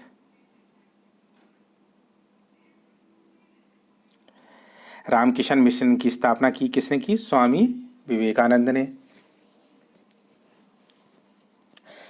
स्वामी विवेकानंद ने रामकृष्ण मिशन की स्थापना की 1897 में। शरदमणि थी रामकृष्ण परमहंस की पत्नी। ईश्वर के बारे में सोचने के लिए मेरे पास वक्त नहीं है क्योंकि अभी इस धरती पर बहुत काम किया जाना है। ये किसने कहा? ईश्वरचंद्र विद्यासागर ने। वह ब्रिटिश साम्राज्य पूरी तरह से सड़ चुका है, हर तरह से भ्रष्ट, अत्याचारी व हीन। यह कथन किसका है? सिस्टर निवेदिता का। दयानंद सरस्वती द्वारा स्थापित आर्य समाज की स्थापना का वर्ष है 1875। वेदों का पुनरुत्थान का श्रेय स्वामी दयानंद सरस्वती को। वेदों की ओर चलो, दयानंद सरस्वती। भारत का मार्टिन लूथर कहलाते दयानंद सरस्वती। सत्यार्थ प्रकाश की रचना की स्वामी दयानंद सरस्वती द्वारा।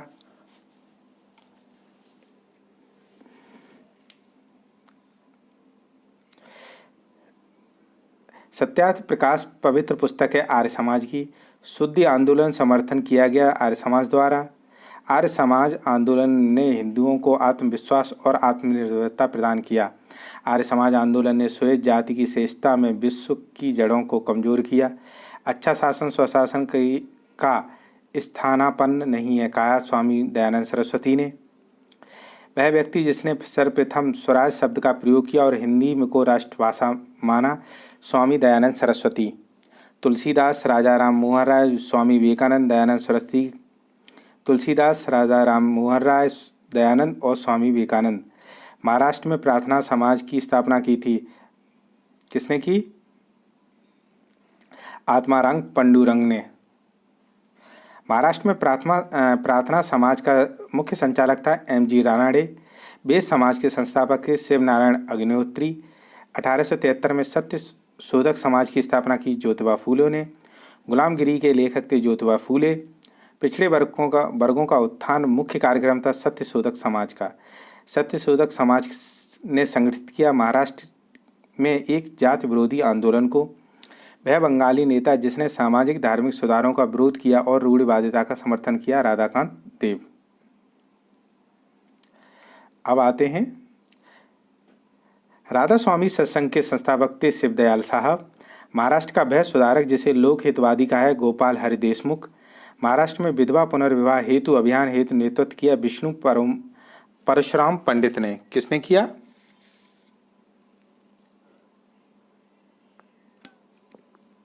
विष्णु परशुराम पंडित ने। 19वीं सदी में के महानतम पारसी समाज सुधारक थे Behramji M Malabari. The age of consent act 1891।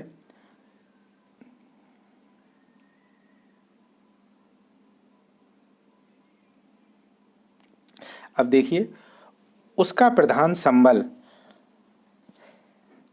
प्रधान संबल सामाजिक और धार्मिक सुधार। उसने सामाजिक बुराइयों के निराकरण के लिए विधान निर्माण का सहारा लिया और बाल विवाह, पर्दा प्रथा के उन्मूलन के लिए अविराम परिश्रम किया। सामाजिक समस्याओं पर राष्ट्रीय स्तर पर विचार विमर्श को प्रोत्साहित करने हेतु उसने भारतीय राष्ट्रीय सामाजिक सम्मेलन का उद्घाटन किया और जिससे वहाँ अधिवेशन बहुत वर्षों तक भारतीय राष्ट्रीय कांग्रेस के साथ साथ होते रहे। इस उद्धरण में सांकेतिक व्यक्ति है Mahadev Govind Ranade, servant of India society G K. Gokhale, social service league M N. Joshi, N M. Joshi, Seva Samiti H.N.. Kunzru. भारतीय स्वतंत्रता आंदोलन के समय राष्ट्रीय सामाजिक आंदोलन का गठन किया गया। इसके गठन के लिए उत्तरदायी था। भारतीय राष्ट्रीय कांग्रेस अपने कार्यक्रम में सामाजिक सुधारों को नहीं रखना चाहती थी, इसलिए प्रस्तुत उद्देश्य के लिए उसने अलग से संगठन बनाने का सुझाव दिया। सही कथन है। केशव चंद्र सेन के नेतृत्व में ब्रह्म समाज ने नारी शिक्षा के लिए आंदोलन चलाया। विनोबा भावे ने शरणार्थियों के काम करने के लिए सर्वोदय समाज की स्थापना की थी। 1856 में जो कानून पारित हुए थे, हिंदू विधवा पुनर्विवाह कानून, पश्चिमी भारत में के डी कर्वे का नाम जिस संदर्भ में आता है वह स्त्री शिक्षा विधवा पुनर्विवाह। वह व्यक्ति जिसने विधवा पुनर्विवाह के लिए संघर्ष किया, जिसे कानूनी रूप से वैध बनाने की सफलता प्राप्त हुई। ईश्वर चंद्र विद्यासागर बैथ्यून कॉलेज के पहले सेक्रेटरी थे। ईश्वर चंद्र विद्यासागर। सही कथन है। 1829 में विलियम बेंटिक ने सती प्रथा के कानून द्वारा अपराध घोषित कर दिया। 1856 में सरकार ने कानून बनाया जिसे अनुसार हिंदू विधवाएं पुनर्विवाह कर सकती हैं। 1875 में स्वामी दयानंद सरस्वती द्वारा आर्य समाज की स्थापना की गई। 1843 के एक्ट 5 ने गैर कानूनी बना दिया गुलामी दास्ता को। 1872 में नेटिव मैरिज एक्ट को पारित करने में महत्वपूर्ण भूमिका निभाई केशव चंद्र सेन ने। नेटिव मैरिज एक्ट पारित किया 1872 में। बाल विवाह को नियंत्रित करने हेतु 1872 में सिविल मैरिज एक्ट ने लड़कियों के विवाह की न्यूनतम उम्र रखी 14। 1853 में जन्मे ये पश्चिमी भारत के पारसी थे। ये इंडियन स्पेक्टेटर तथा वॉइस ऑफ इंडिया के संपादक थे। ये एक समाज सुधारक थे और सम्मत आय अधिनियम 1891 के पक्ष में प्रमुख संघर्षकर्ता थे। B.M. मालावारी। शारदा अधिनियम के अंतर्गत लड़कियों तथा लड़कों के विवाह की न्यूनतम आयु निर्धारित की गई 14 से 18। शारदा एक्ट संबंधित है बाल विवाह प्रतिबंध से। थियोसोफिकल सोसाइटी की स्थापना की मैडम H.P. ब्लावेस्टी ने। भारत में थियोसोफिकल सोसाइटी की सफलता का मुख्यतः है एनी बेसेंट के कारण। राजा राम मोहन राय ब्रह्म समाज, स्वामी दयानंद सरस्वती आर्य समाज, स्वामी विवेकानंद रामकृष्ण मिशन, महादेव गोविंद रानडे प्रार्थना समाज, थियोसोफिकल सोसाइटी एनी बेसेंट, प्रार्थना समाज आत्मानंद पांडुरंग, आत्मी सभा राजा राम मोहन राय, ब्रह्म समाज केशव चंद्र सेन, राधा स्वामी सत्संग तुलसीदास, यंग इंडिया महात्मा गांधी, लोकहितवादी गोपाल हर देशमुख, सत्यशोधक ज्योतिबा फूले, रहनुमाई मजदे बसंत सभा नौरोजी फुरदोंजी। अब है ब्रह्म समाज कलकत्ता,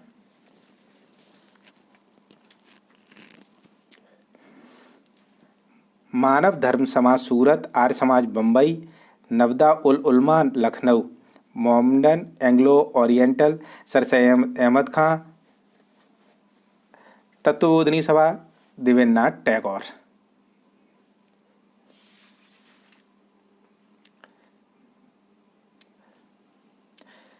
वह समाज सुधारक जिसने 1826 के जूरी अधिनियम का घोर विरोध किया राजा राम मोहन राय।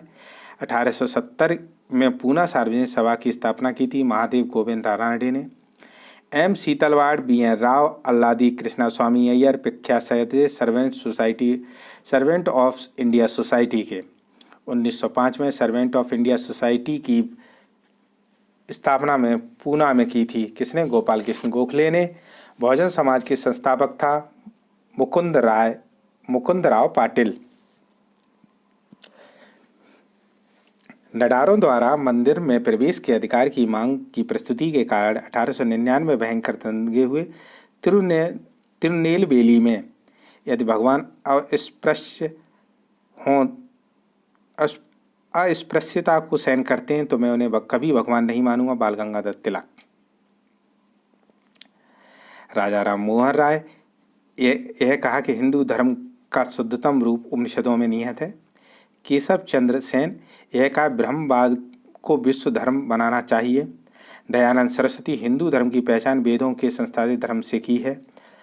रामकृष्ण परमहंस इस पर जोर दिया कि ईश्वर तक पहुंचने के कई मार्ग हो सकते हैं। यंग बंग आंदोलन Henry Vivian Derozio, Bahishkrit Hitkarini Sabha doctor Bhimrao Ambedkar, theosophical society colonel Olcott और united Indian patriotic association sir Syed Ahmad Khan. समाज सुधारक जो संस्कृत भाषा में प्रियता के लिए जाने जाते हैं दयानंद सरस्वती, ईश्वर चंद्र विद्यासागर, राजा राम मोहन राय। सही कथन है। ब्रह्म समाज एकेश्वरवाद का समर्थन करता था। आर्य समाज ने शिक्षा के विकास में योगदान दिया। रामकृष्ण मिशन की स्थापना स्वामी विवेकानंद ने की। भारत में नारी आंदोलन प्रारंभ हुआ ज्योतिबा फूले की प्रेरणा से। ब्रह्म समाज, रामकृष्ण मिशन, आर्य समाज में जनता में समानता थी। तीनों ही राजनीतिक उद्देश्य के लिए नहीं बने, लेकिन तीनों ही देशभक्ति की भावना के विकास में सहायता की। डॉक्टर सही कथन है। एनिवेशन थियोसोफिकल सोसाइटी का अंतर्राष्ट्रीय मुख्यालय मद्रास में है। स्वामी दयानंद सरस्वती ने आर्य समाज की स्थापना की।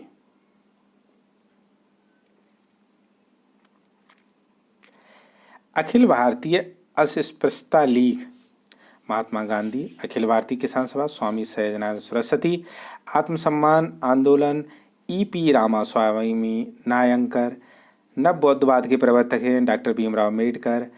दिव्या आंदोलन प्रारंभ हुआ 1866 में। 1924 का बंगाल का तारकेश्वर आंदोलन विद्रोह था मंदिरों में भ्रष्टाचार के लिए।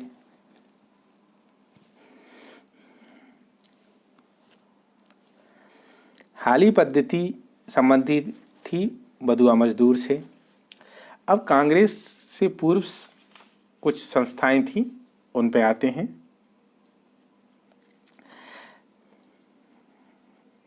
भारत में जिस राजनीतिक संगठन की स्थापना भारत में जिस राजनीतिक संगठन की स्थापना 1838 में हुई, जमींदारी एसोसिएशन की, the Deccan association, Indian association, the Madras Mahajan Sabha, the Hindu Poona Sarvajanik सभा में जिसने 1875 में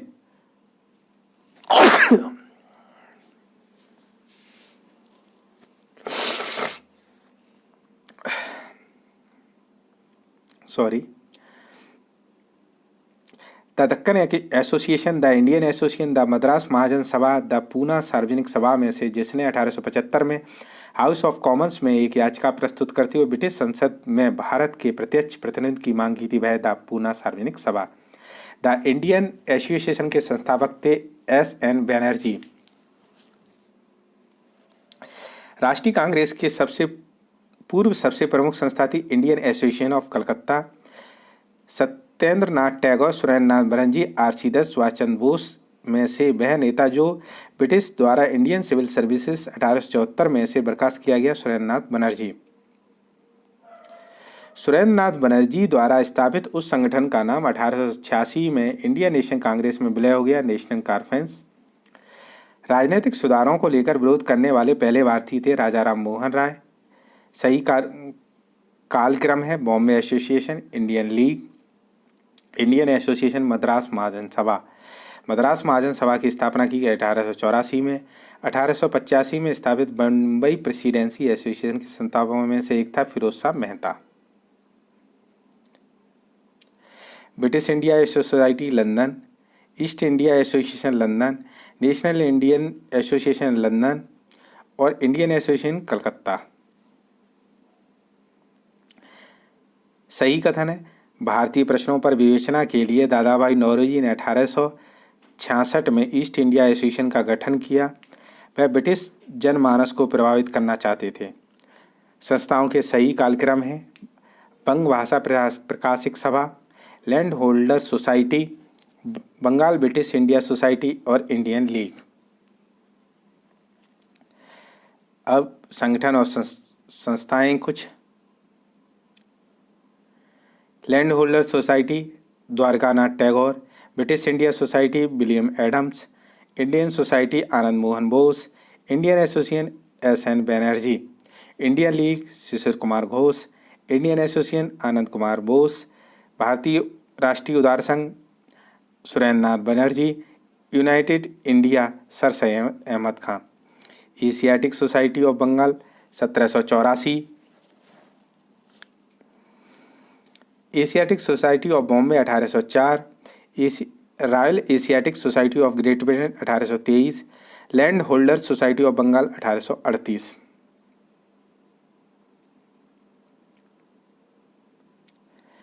British India association Radhakant Dev, Bombay presidency association K T. Telang, central Mohammedan national association Syed Mir Amir Ali, servant of India society Gopal Krishna Gokhale, Poona Sarvajanik Sabha M.G. Ranade, Madras Mahajan Sabha Anand Charlu, Asiatic society of Bengal William Jones. अब भारतीय राष्ट्रीय कांग्रेस से रिलेटेड कुछ है। भारतीय राष्ट्रीय कांग्रेस की स्थापना की ए.ओ. ह्यूम ने। भारतीय राष्ट्रीय कांग्रेस के संस्थापक में से थे असैनिक सेवक। भारतीय राष्ट्रीय कांग्रेस की स्थापना हुई 1885 में। भारतीय राष्ट्रीय कांग्रेस के प्रथम अधिवेशन में भाग लेने वाले प्रतिनिधियों की संख्या 72 थी। मोस्ट इम्पोर्टेंट है। भारतीय राष्ट्रीय कांग्रेस के प्रथम अधिवेशन हुआ बम्बई में। भारतीय राष्ट्रीय कांग्रेस के पहले अध्यक्ष थे W.C. बनर्जी।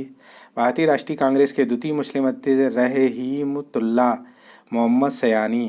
भारतीय राष्ट्रीय कांग्रेस 1885 में महासचिव था ए.ओ. ह्यूम। भारतीय राष्ट्रीय कांग्रेस की स्थापना के समय भारत का वायसराय था लॉर्ड डफरिन।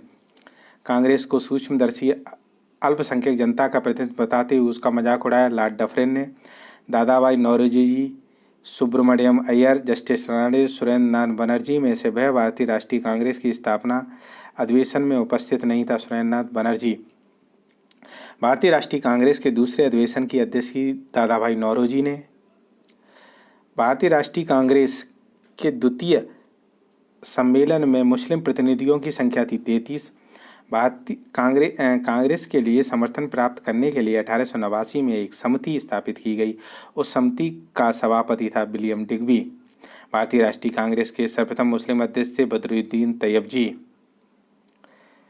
1885 में W.C. बनर्जी द्वारा इंगित भारतीय राष्ट्रीय कांग्रेस का उद्देश्य था देश के हितों की रक्षा करने वाले भारतीयों के बीच संपर्क और मित्रता बढ़ाना, देशवासियों के बीच जाति, संप्रदाय, प्रांतीय पक्षपातों की भावना को दूर करने, उनमें राष्ट्रीय एकता की भावना को विकसित करना, भारत के सभी वर्गों समुदायों को एकत्रित करके उनमें राष्ट्र की भावना उत्पन्न करना, यह निर्धारित करना कि आगामी वर्षों में भारतीय लोक हित के लिए किस दिशा में और किस आधार पर कार्य करें।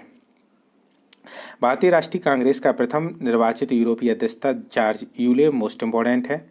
फिरोज शाह मेहता, हकीम अजमल खान, अब्दुल गफ्फार खान, सर सैयद अहमद में से वह भारतीय राष्ट्रीय कांग्रेस के कभी संबंधी रहे। सर सैयद अहमद। बाल गंगाधर, लाला लाजपत राय, एनी बेसेंट, मोतीलाल नेहरू, बाल गंगाधर तिलक में से वह राष्ट्रीय कांग्रेस का अध्यक्ष कभी नहीं रहा। बाल गंगाधर तिलक। मोस्ट इम्पोर्टेंट क्वेश्चन है, आता है। लाल बाल पाल त्रिगुट का वह व्यक्ति जो भारतीय राष्ट्रीय कांग्रेस का अध्यक्ष हुआ, लाला लाजपत राय। सुचेता कृपलानी, अरुणा आसफ अली, एनी बेसेंट, विजय लक्ष्मी पंडित में से भारतीय राष्ट्रीय कांग्रेस की अध्यक्ष रही एनी बेसेंट। वह अधिवेशन जिसके लिए कांग्रेस ने पहली बार किसी महिला को अध्यक्ष चुना, कलकत्ता अधिवेशन 1917। कौन सा था? कलकत्ता अधिवेशन 1917। भारतीय राष्ट्रीय कांग्रेस की प्रथम महिला अध्यक्ष थी सरोजिनी नायडू। सही कथन है। भारतीय राष्ट्रीय कांग्रेस का दूसरा अधिवेशन दादाभाई नौरोजी की अध्यक्षता में हुआ। भारतीय राष्ट्रीय कांग्रेस की मुस्लिम लीग दोनों ने लखनऊ में 1916 में अधिवेशन किया। लखनऊ समझौता संपन्न किया। भारतीय राष्ट्रीय कांग्रेस का 27वां अधिवेशन बांकीपुर में। भारतीय राष्ट्रीय कांग्रेस का यह अधिवेशन जिसे बाल गंगाधर तिलक ने अभिव्यक्त किया, स्वराज मेरा जनसंघ अधिकार में उसे लेकर रहूँगा, 1916। CR दास ने जब कांग्रेस अध्यक्ष के रूप में कार्य किया, वे जेल में थे। अल्फ्रेड बे 1894 में कांग्रेस के अध्यक्ष थे। कांग्रेस आंदोलन न तो लोगों द्वारा प्रेरित था, न ही उनके द्वारा सोचा योजनाबद्ध किया गया था। लाला लाजपत राय कांग्रेस के पतन के लिए लड़खड़ा रही है। मेरी सबसे बड़ी अभिलाषा है जब तक मैं भारत में हूँ, कांग्रेस शांतिपूर्ण समाप्ति के सहयोग करना है, लॉर्ड कर्जन ने कहा है। मोस्ट इम्पोर्टेंट है ये। अध्यक्षीय संबोधन के समय जिस कांग्रेस अध्यक्ष ने हिंदी भाषा के लिए रोमन लिपि लागू करने की वकालत की, वे हैं सुभाष चंद्र बोस। भारतीय स्वतंत्रता सेनानी जिन्होंने भारत की स्वतंत्रता प्राप्ति के बाद सुझाव दिया कि भारतीय राष्ट्रीय कांग्रेस को समाप्त कर दिया जाए, महात्मा गांधी ने।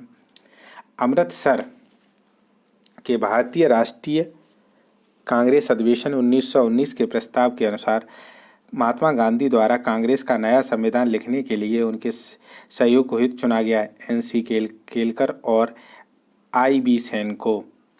कांग्रेस के एक अधिवेशन में एक गवर्नर जनरल ने भाग लिया। वह गवर्नर जनरल का अधिवेशन स्थल था लॉर्ड विलिंगटन, बम्बई, 1915। भारतीय राष्ट्रीय कांग्रेस का वह अधिवेशन जिसकी अध्यक्षता में C विजय राघव चेरियान ने की, नागपुर, 1920। कांग्रेस की पहली बार भारतीय रियासतों में अपनी नीति घोषित की, नागपुर अधिवेशन में 1920 में जो हुआ, 1920। कांग्रेस के नागपुर सत्र के पश्चात प्रांतीय कांग्रेस समितियों का गठन भाषाई आधार पर किया गया था। वर्ष 1848 में कांग्रेस ने भाषाई आधार पर प्रांतों के गठन की मांग को अस्वीकार कर दिया।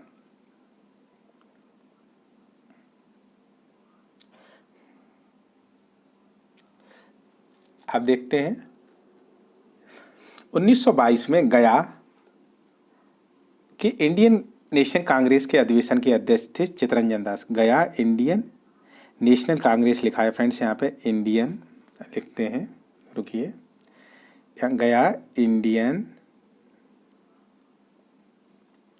नेशनल